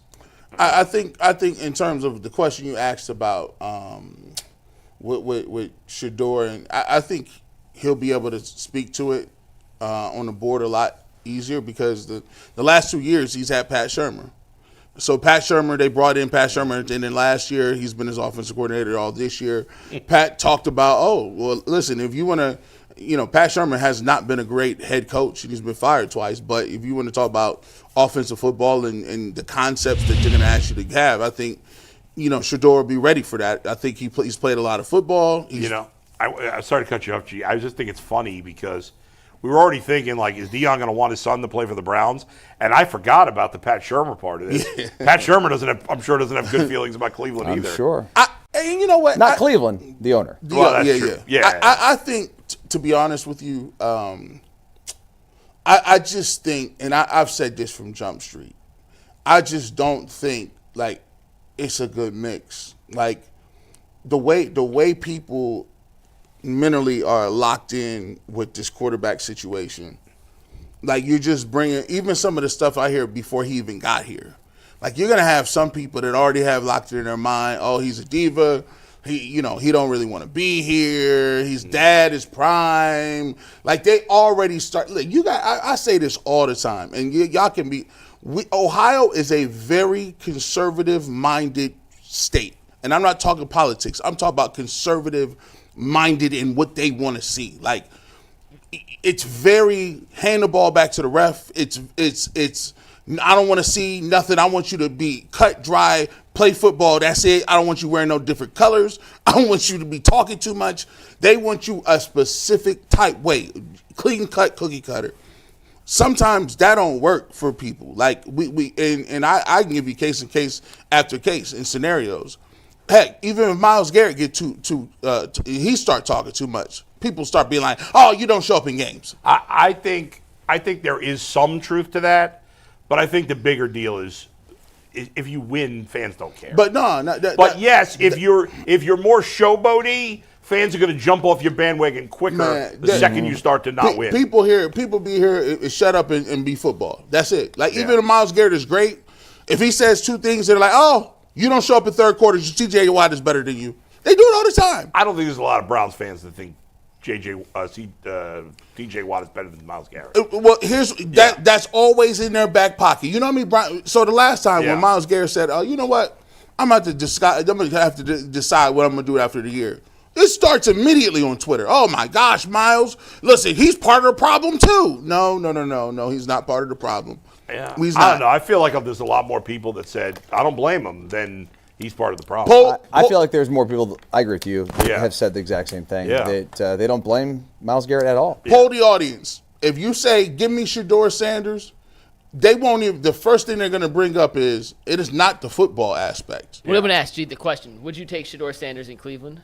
Or do you want Shedeur Sanders in Cleveland? What do you want to ask? Yeah, you want Shedeur Sanders in Cleveland. Just ask that. That's it. I guarantee it's 60%. You're always going to have a percentage of the fan base that doesn't like whatever in every fan base.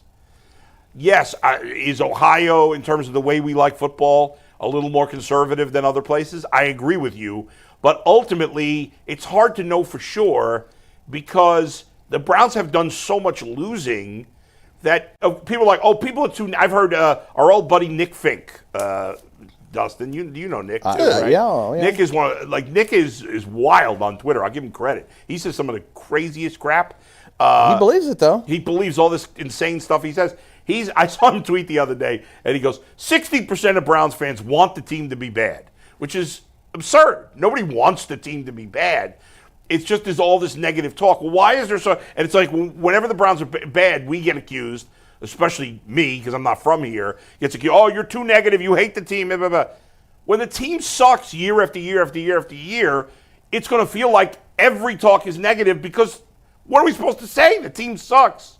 When you're good, you care less about those things. When Chad Johnson, Cincinnati's probably even more conservative, certainly more conservative than Cleveland. When Chad Johnson was great, nobody, not that I spend time in Cincinnati, everybody loved him. The second he stopped being great, let's move on. And so, yes, there is a level of that, but ultimately, if Shedeur Sanders came here and was fantastic, people would love him. But at a large percentage. But you have to get to that point. You're right, and people are going to be less, and I do think our fan base may be less patient with a flashy player, if you will, than they will be with a more traditional. That's why people love Nick Chubb. Man, he does nothing flashy. I remember like they had a whole like 5-minute conversation on the nightly news because Jarvis and Odell Beckham had different shoes on. He has those clown nightly news. The night 5 o'clock, 6 o'clock. Odell Beckham has these clown shoes on.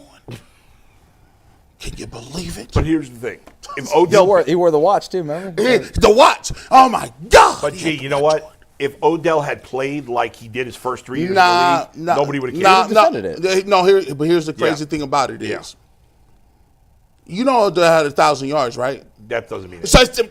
1,000 yards. See them posts? No. See them posts? 1,000 yards. You know Jarvis Landry had 1,000 yards that year too, right? Nobody said anything bad about Jarvis Landry. Listen, Jarvis Landry, 1,000 yards is fine. Odell Beckham was brought in to be a superstar. He never played anywhere close to that. But here's what I'm saying to you. There are people that as soon as he got here was not feeling him. You're right. But because here's the thing, Bull. Yeah. And we know this. We got guys that got drafted by Michigan and Browns fans hated them. Yeah. Because they're Ohio State fans. I hear you, but like Dustin and I basically got Odell Beckham traded to Cleveland. We were banging the table for it for months. Put it in the universe. It came to And when fruition. it happened, most of the fans that called us were loving it. Everybody was excited. And then he played like crap. Now, when he had 1,000 yards, okay, he was decent. Let's face it, with 16 games, and certainly now at 17 games, 1,000 yards doesn't mean what it used to mean. 65 yards a game. 1,200 yards is the new 1,000 yards. Hey, man. Odell was a huge disappointment here, and that's why the majority of people soured on him. Yes, there's an element that don't like the flash. I get it. But if Odell had put up Josh Gordon was a disaster. That year, everybody loved Josh Gordon. 1,300 yards receiving. More than that, he's 1,600. Yeah, in 14 games with terrible quarterbacks. That's insane, dude. He has 1,600. The reality of it is this. We're all wrong. When you go to the audience and you see how many people don't want Shedeur Sanders. G, your poll results. Over 200 votes, 75% don't want him. There you go. It's been up for 3 minutes, and that's G-Bush, I said 60 and 75. Right, there you go. There's probably a decent amount of those people that just don't, for whatever reason, think he's good enough, and then it's not because he's Deion Sanders' son. I'm sure there's a percentage that don't want him for that reason. But it's all wrapped up in one, right? It's wrapped up in one ball. Yes. And I've been saying, I'll stay consistent to it, right? Listen, if you come away from, here's what I learned. When Deshaun Watson, when people were saying why he ain't on the field, and they had that whole thing about what the heck he was eating pasta, and that was the wildest thing I've ever heard in my life. It's what? because he sucks. No. Listen, No, it's 100% because of that. No, listen, that's what I'm saying. If you're gonna sit here and you talking about, it's not about just because it sucks. Like they want when people see that, they be like, "Go away! I don't want to see you." If Deshaun Watson had played quarterback all last year and had won 12 games and had played great, been sensational, gone to the playoffs, and then this year got off to a great start, had 15 touchdowns and 2 picks, and got hurt, and then he was having dinner, nobody would have said boo. But here's the nobody. thing. But it's not about the game winning. Having dinner has nothing about winning. But you got to understand. So for me, I care about winning so much that I don't care if you bungee jump during the middle of the season. Well, you don't. Just because you don't, it does. People are angry that he sucked here. So here's the thing. And they're mad. That's why. But here's the thing. Yeah. Even when you play well, we still talk about things like this. Yeah. Myles Garrett needs to go to training camp. Who talks about that? We talked about it on the show. Jason Lloyd talks about it. It was a conversation. No. People say this. I'm just giving. Nobody's making a big deal about that. Listen. We had the conversation. People, and they'd have the same conversation about we other have conversations about guys that aren't even on the roster during training camp. I talked about. So here's the thing. I'm never going to say anything about. It's this. Yeah. People have an old school mentality in the state of Ohio where it's very rigid on old school principles. Okay. You're the leader. You have to be at practice. I'm like, no, it's Myles Garrett. He's the best player on the team. Show up during the season and get these sacks. I can't imagine there's more than a few people that were really bothered by it. It's a conversation because we're talking. There's different things we're talking about. And by the way, let me tell you something else. For all you want to say that Ohio's conservative, okay, New York's not conservative. Is that fair to say?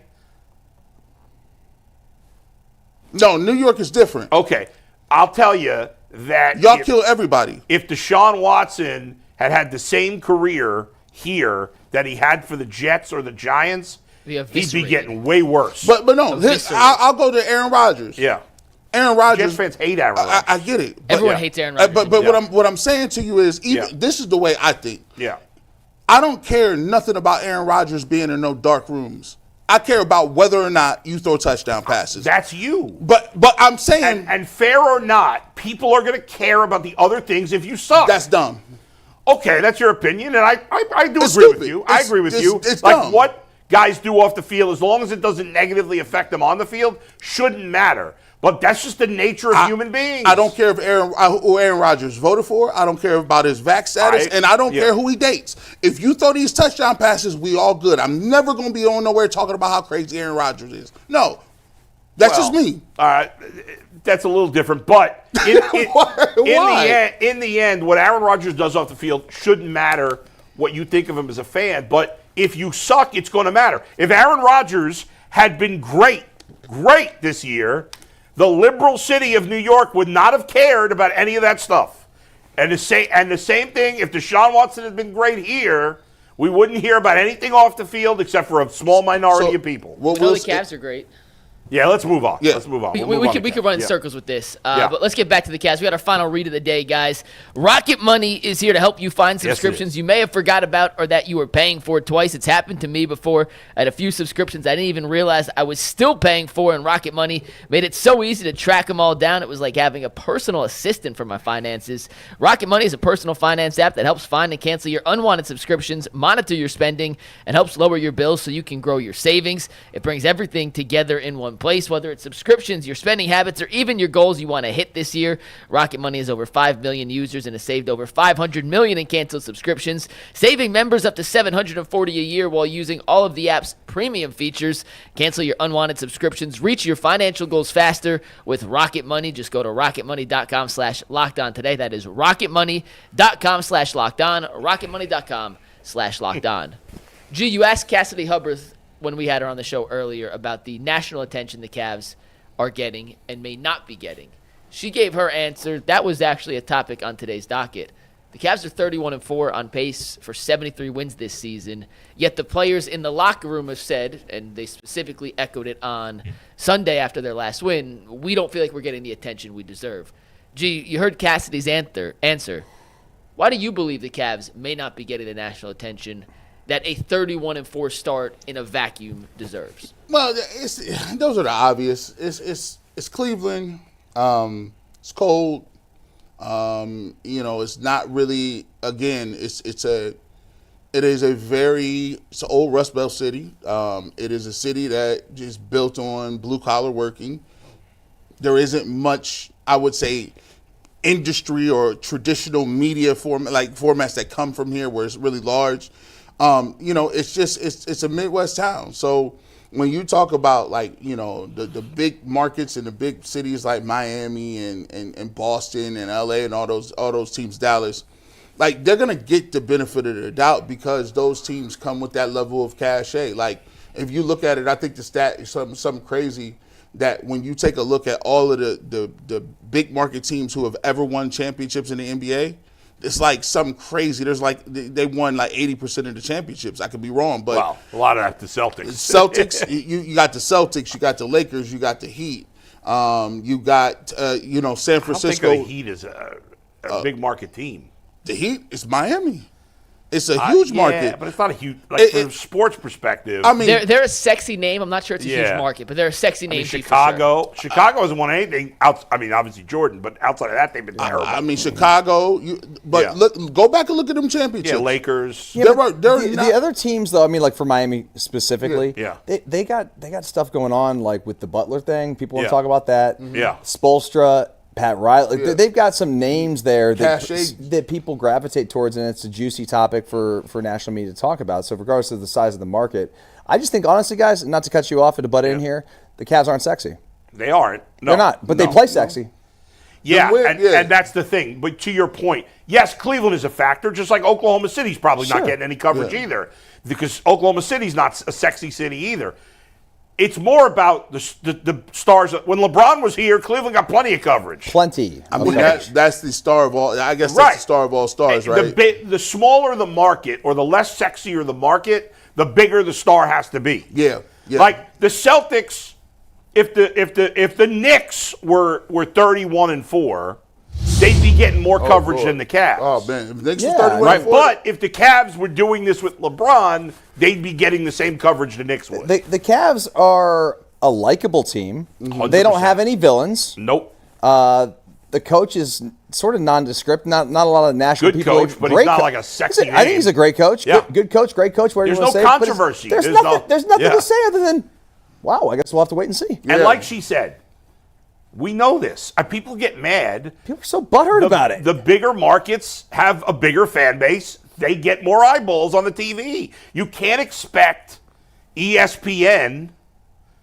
to cover a team more often that gets them lower ratings. Right. It's unfortunate. It's just the way it is. But the Cavs are getting a lot more national games over the next 6 weeks. They got a bunch of TNT and ESPN games. Yeah, nobody expected them to be this good. Right. Yeah. Which is why they weren't scheduled on a lot of these games. Yeah. Yes, the Cavs will play on Christmas next year. I promise you that. 100%, yeah. I promise you they will be. Yeah. Now, if they Christmas is over for the Cavs. If they win the title, yeah, I think then things change a little bit because you're on the radar a little bit. Like the Nuggets went on TV like that. Yeah, they won the championship, and the Nuggets is on somebody. They on Christmas Day. They on these big markets.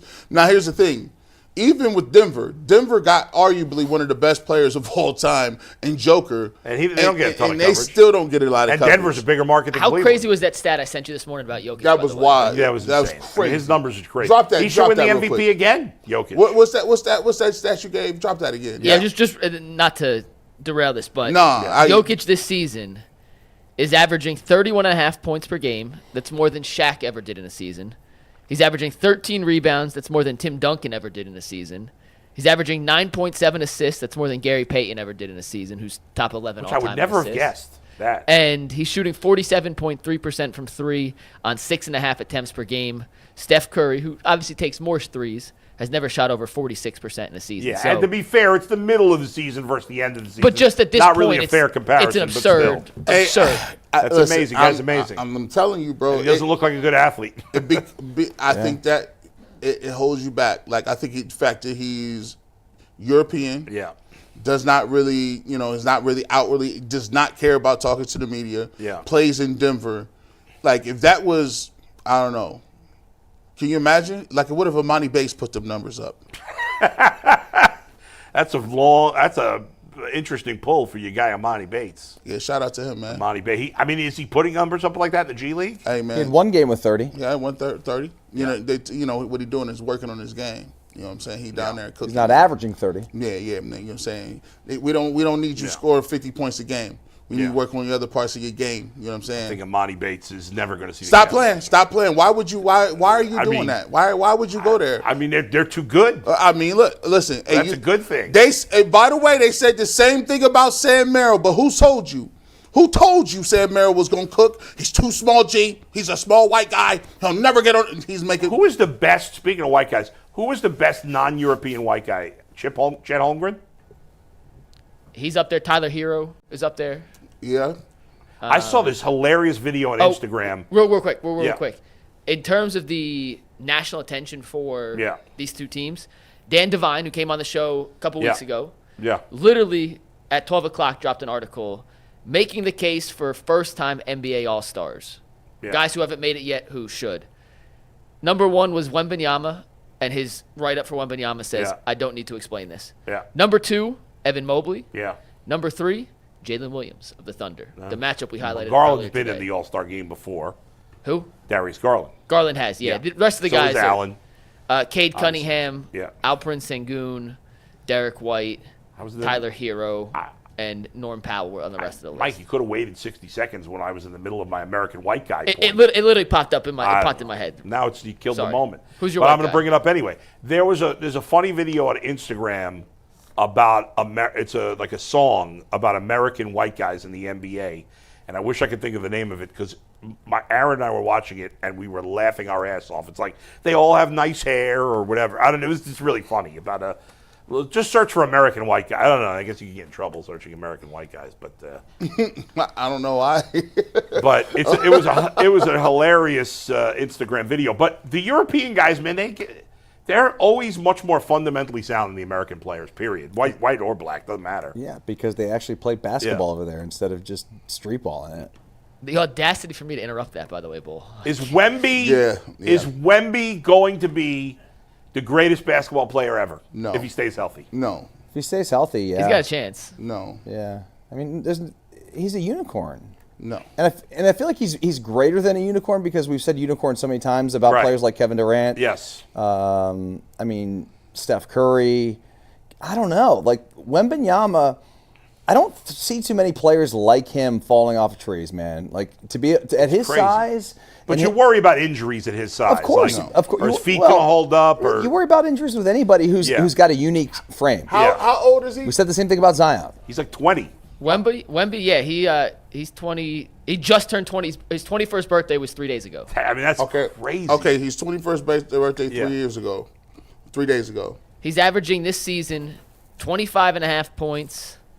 He's shooting 48% from the floor, 36% from three on 9 three-point attempts per game. He's an 88% free throw shooter. He's averaging 11 rebounds, 4 assists, 4 blocks, and 2 steals per game. Well, listen, you hit me back in 20 years. I need him to do that for 20 straight years. Yeah, I hear you. And then we could have a conversation about him and LeBron. 20? A lot of people would say Michael Jordan's the greatest player ever. I mean, even though I hate that conversation. I mean, you got to think about what LeBron has been doing. Yeah. For 20, how many years? 22? 22. 21? I don't know.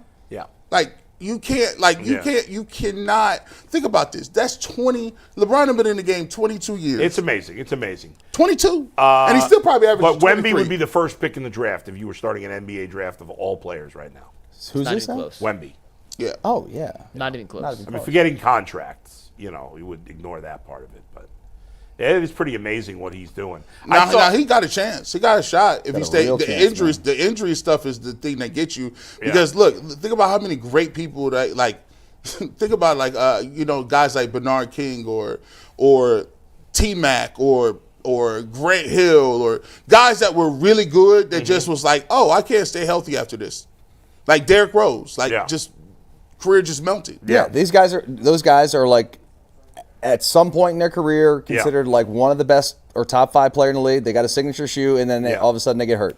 I thought Zion Williamson was like Zion ain't even playing. Yeah, but games. he came in. He's never been like this. I mean, but Zion's been hurt his whole career. He's fat. I mean, Zion Williamson coming out of Duke was a monster. Right, but there was always concern because he's not in good shape. All right, Yao Ming. Yao Ming was a monster. He was great. Yeah. The one thing who with they Wemby- said was the best was Sabonis. Sabonis. He didn't come to America until he was a lot older. But the one thing with Wemby that he has that's different, his defensive ability at 21 is so far superior to where a lot of other guys were in any capacity of their game. Like, he's the best defender in basketball today at 21. Yeah. He's a minus 1,500 to win DPOY. What's his wingspan? I think it's got to be over 8 feet, right? Hold on. I would imagine. His standing reach he's an 8-foot wingspan. Yeah. His standing reach at the combine was 9'11", which means on his tippy toes he's dunking without jumping. Yeah. So that's just insane. That's wild. Can you even touch the net? Standing under Me? No, not even close, right? Oh, but you were nuts. Speaking of that, I heard this very funny comedy routine from a guy named Gary Goldman, who talks about playing basketball at the JCC, which is the Jewish Community Center, and he talks about how, they had breakaway baskets. Yeah, the springs. And he was like, it's a bunch of 12-year-old Jewish kids who's dunking. Right. It was pretty funny. Shout out to the Jewish Center. Remember you ever used to go there back in the day? Oh yeah. In Canton, Yeah. Shout out. All right, Mike, what you got? Last topic of the day. Yeah. I'm going to preview this. We mentioned it earlier in the show. Yeah. Over 1,700 votes between the chat and our YouTube community page. Yeah. So we have a large enough sample size to give a really quality feel for how the fans and it's are answering this and for the first time ever to cut you off because you cut me off before. No, I'm kidding. There's an obvious answer now. Yep. Well, we got to ask the debatable, question. but go ahead. The question is, which of the 3 owners of the Cleveland professional sports teams, the Guardians, the Browns, and the Cavs, so Dan Gilbert, Paul Dolan, Jimmy Haslam, is the best owner in Cleveland right now. And to set this up, we did this 6 months ago, and overwhelmingly, I forget the exact number, but I think it was about 72% went with Jimmy Haslam. 72%. So now, part of that's prisoner in the moment because the Browns finally came off a good season. Jimmy Haslam has always been the worst owner in Cleveland, and I don't think it's close. But okay, go ahead. Do you want the fan results now or at the end? Now, we know it's got to be Dan Gilbert overwhelmingly. I'll just give the answers. Okay. This is from the community. I'll give you the community tab now. I'll give you the chat at the end. All right. From the community tab. Yeah. 84% for Dan Gilbert, 11% for Paul Dolan, 5% for Jimmy Haslam. Okay, that should which be is a zero, 67-ish percent drop. All right. Yeah. Surprised at all by the results? No, guys. I don't know how anybody could disagree. Now, Dan Gilbert's the only one that's won a championship. I still would have leaned towards Dolan a little bit, maybe 5-6 years ago, because I think he, money aside, runs his organization in a smarter way than the other guys. But what Dan Gilbert has now changed, and obviously a lot of this is because of his health, that was his biggest flaw as an owner was he over-meddled, something that Jimmy Haslam does. Now, the difference, why Gilbert was always ahead of Haslam, is because Gilbert meddled and was able to win. Now, until this recent group, it was only with LeBron, but he still won, whereas Jimmy Haslam meddled and sucked. But now, Dan Gilbert, from what I've heard, he's still obviously, now that he's healthier, is involved with the team. Definitely, he's back in the power chair with the Cavs. But whether he purposely did it or not, he has backed off enough in terms of his meddling. I heard that he's a million times better than he used to be in terms of that. And he obviously is willing to spend. He hired a great coach.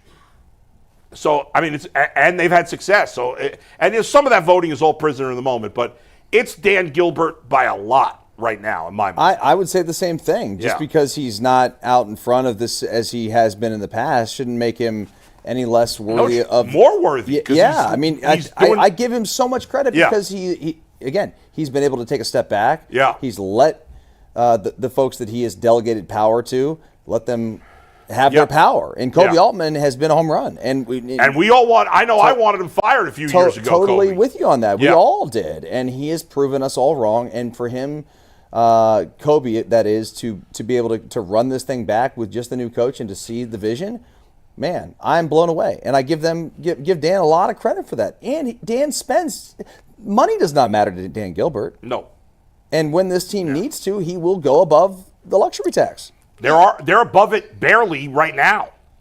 I think the first time I voted for Dan Gilbert, and this is obviously the right choice right now.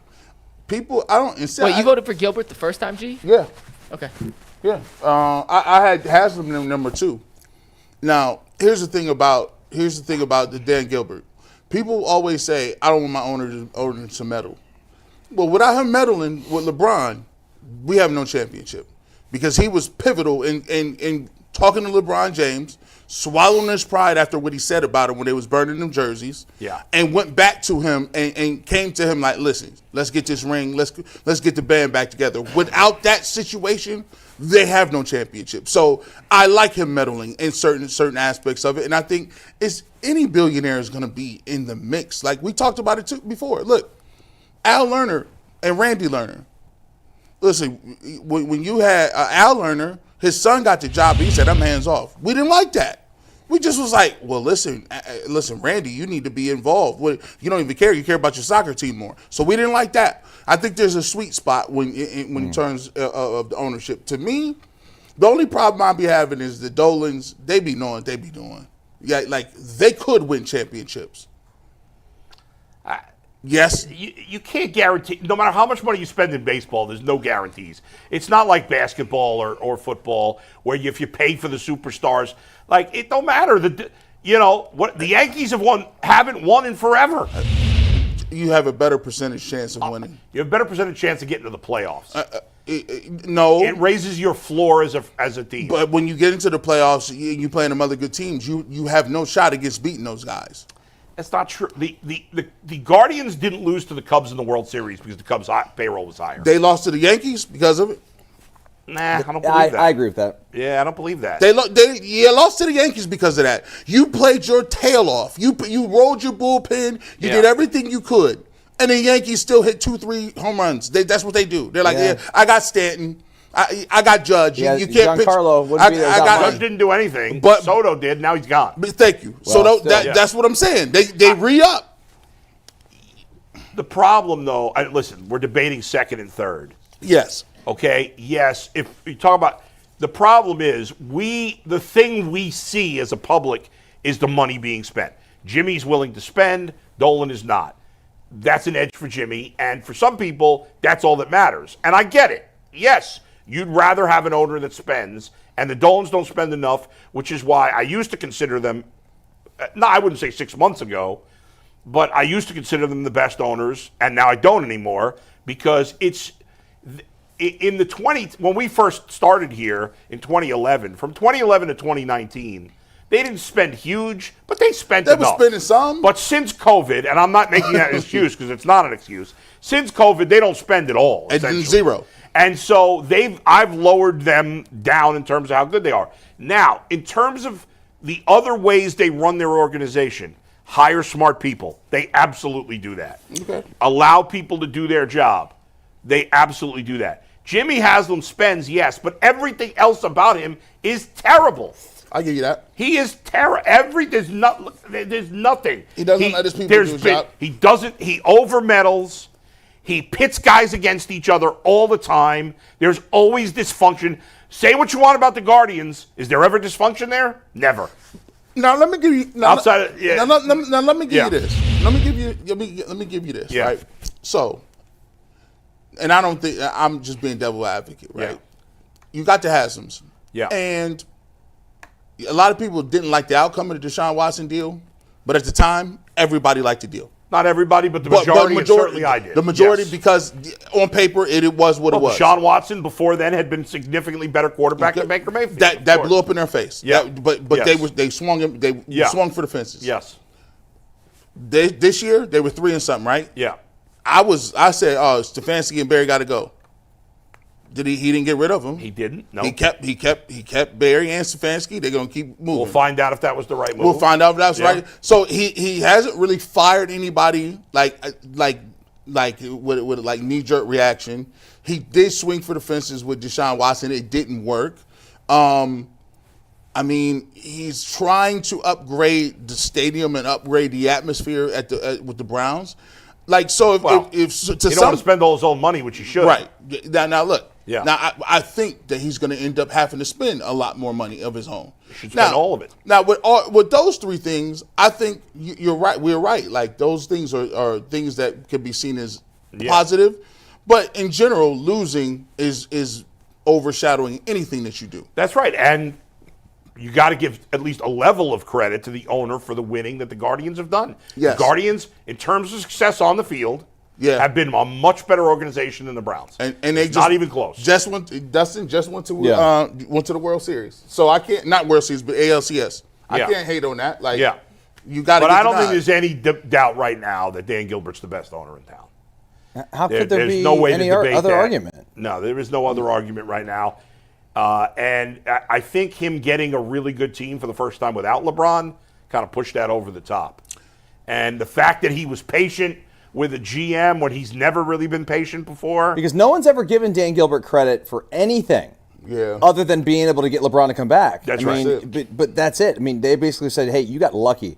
Best player in the world happened to live 20 minutes and was born 20 minutes from where you play. I don't even think we give him credit for that because it's like, I know I felt it was like, well, he came back in spite of you. Yeah, I mean, it wasn't because of you. The team was set up. Yeah. And the team really got lucky with all them first round picks. Yeah. Right. You know, and the fact that the Baron Davis pick turned into a Wiggins. Yeah. Right. And yes. Well, some people will say he did lose Kyrie. Well, at the end, he did. That was those couple of years at the end of LeBron there were some mistakes made, but they bounced back in a big time way. Yeah. There's no denying that. Go ahead, Mike. We got some super chats to wrap up today's show. The chat also agreed with you guys. 80% for Dan Gilbert as the #1 owner. Haslam in 3rd place after being in 1st place when we did this about 6 months ago. All right, Super Chats. First one comes from DBDog21, who says, gotta let Stefanski get his quarterback and develop him. G. Bush's Bad Neck says, trade down to 7 with Vegas, get a 1 next year from them. At 7, take Abdul Carter, Mason Graham, and then you can use your 2 first next year to move up to draft Nico or Arch. Love the show, guys. Now, the only thing I'll say about that is you may be able to use first-round picks to trade up if you need to next year. But if the first 2 picks in the draft are owned by teams that need quarterbacks, well, you can't trade up.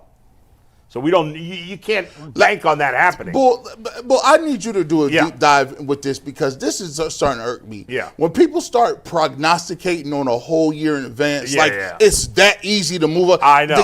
If a team has a need and Arch Manning is that guy, and the team with the number 1 overall pick is sitting there, you ain't traded it. They are drafting him. That's right. Stop it. Yeah.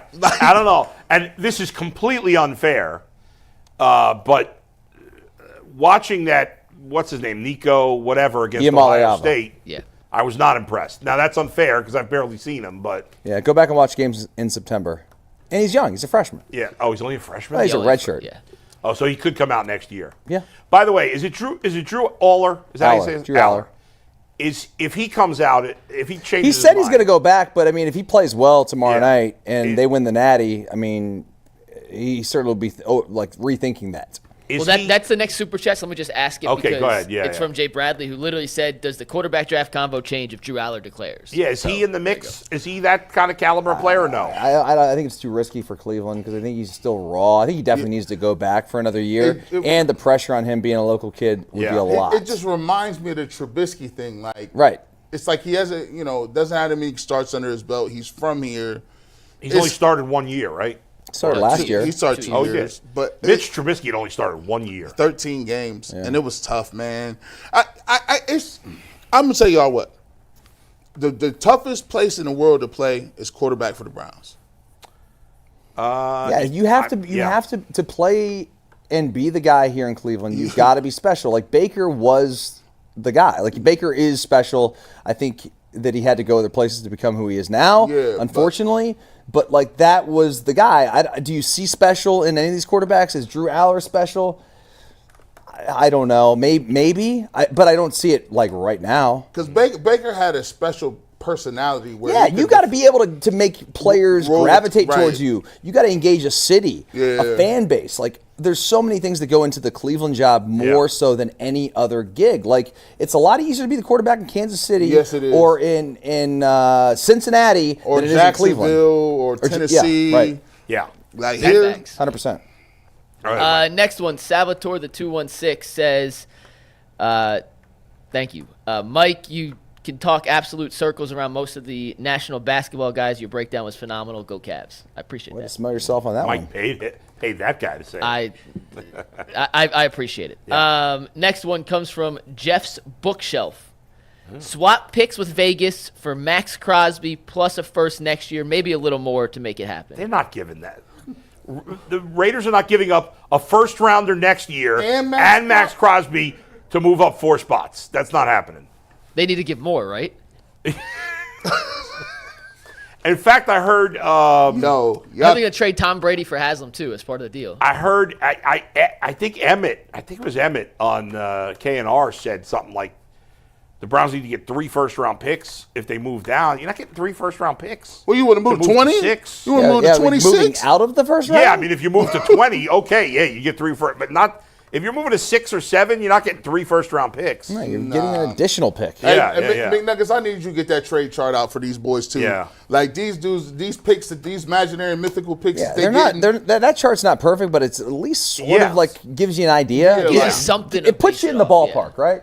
And Max Crosby. Max Crosby's a top 10 pass rusher. We top can't 5, say maybe. we can't say. yeah. And Myles Garrett's better than Max Crosby. We can't say if they put Myles Garrett on the open market, they're going to get 2 firsts and maybe more, and then be like, oh yeah, but to move up, Max Crosby plus a first, right? Plus something else for Now Myles Garrett's worth more, but here's the thing: like, if you're going to trade Myles Garrett, you're trading him to a team that's good and doesn't have a top 5 pick. Right. So I was just saying, like, I think if you did trade Myles Garrett, you could get 2 first-round picks, but it would be from a team like the Lions, right, who are having a bottom 10 pick.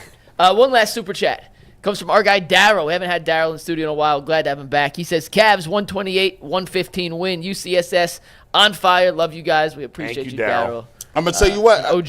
Hey, we about to get this. Hey, what do you classify as a blowout? So I can do my victory laps right now. Double digits. They beat them by double digits. That's a blowout. No, picks for the game. Yeah, let's go down the horn. Let's make our picks. I think the Cavs win 117-115. It's silly picking basketball, but I'll do it anyway. Yeah, I think it's the total is 230. I'm going under that. I think it's gonna be a little more defense tonight. What did I just did 232. Yeah, that's Bull and Fox That's math a good right prediction there. by you though, Bull. Right on the essentially right there. I'll say Cavs win this 108-103. Okay. I'm going Cavs too. I think the Cavs defense. It's been the offense all season that's got the headlines. The Cavs defense locks up OKC tonight. 106-103. Donovan with the game-winning bucket very late. Man, Cavs 115-102. Easy money. That would be. I mean, I guess it depends how you get to that. And says it's going to overtime. We'll see you in overtime. See you later. Peace.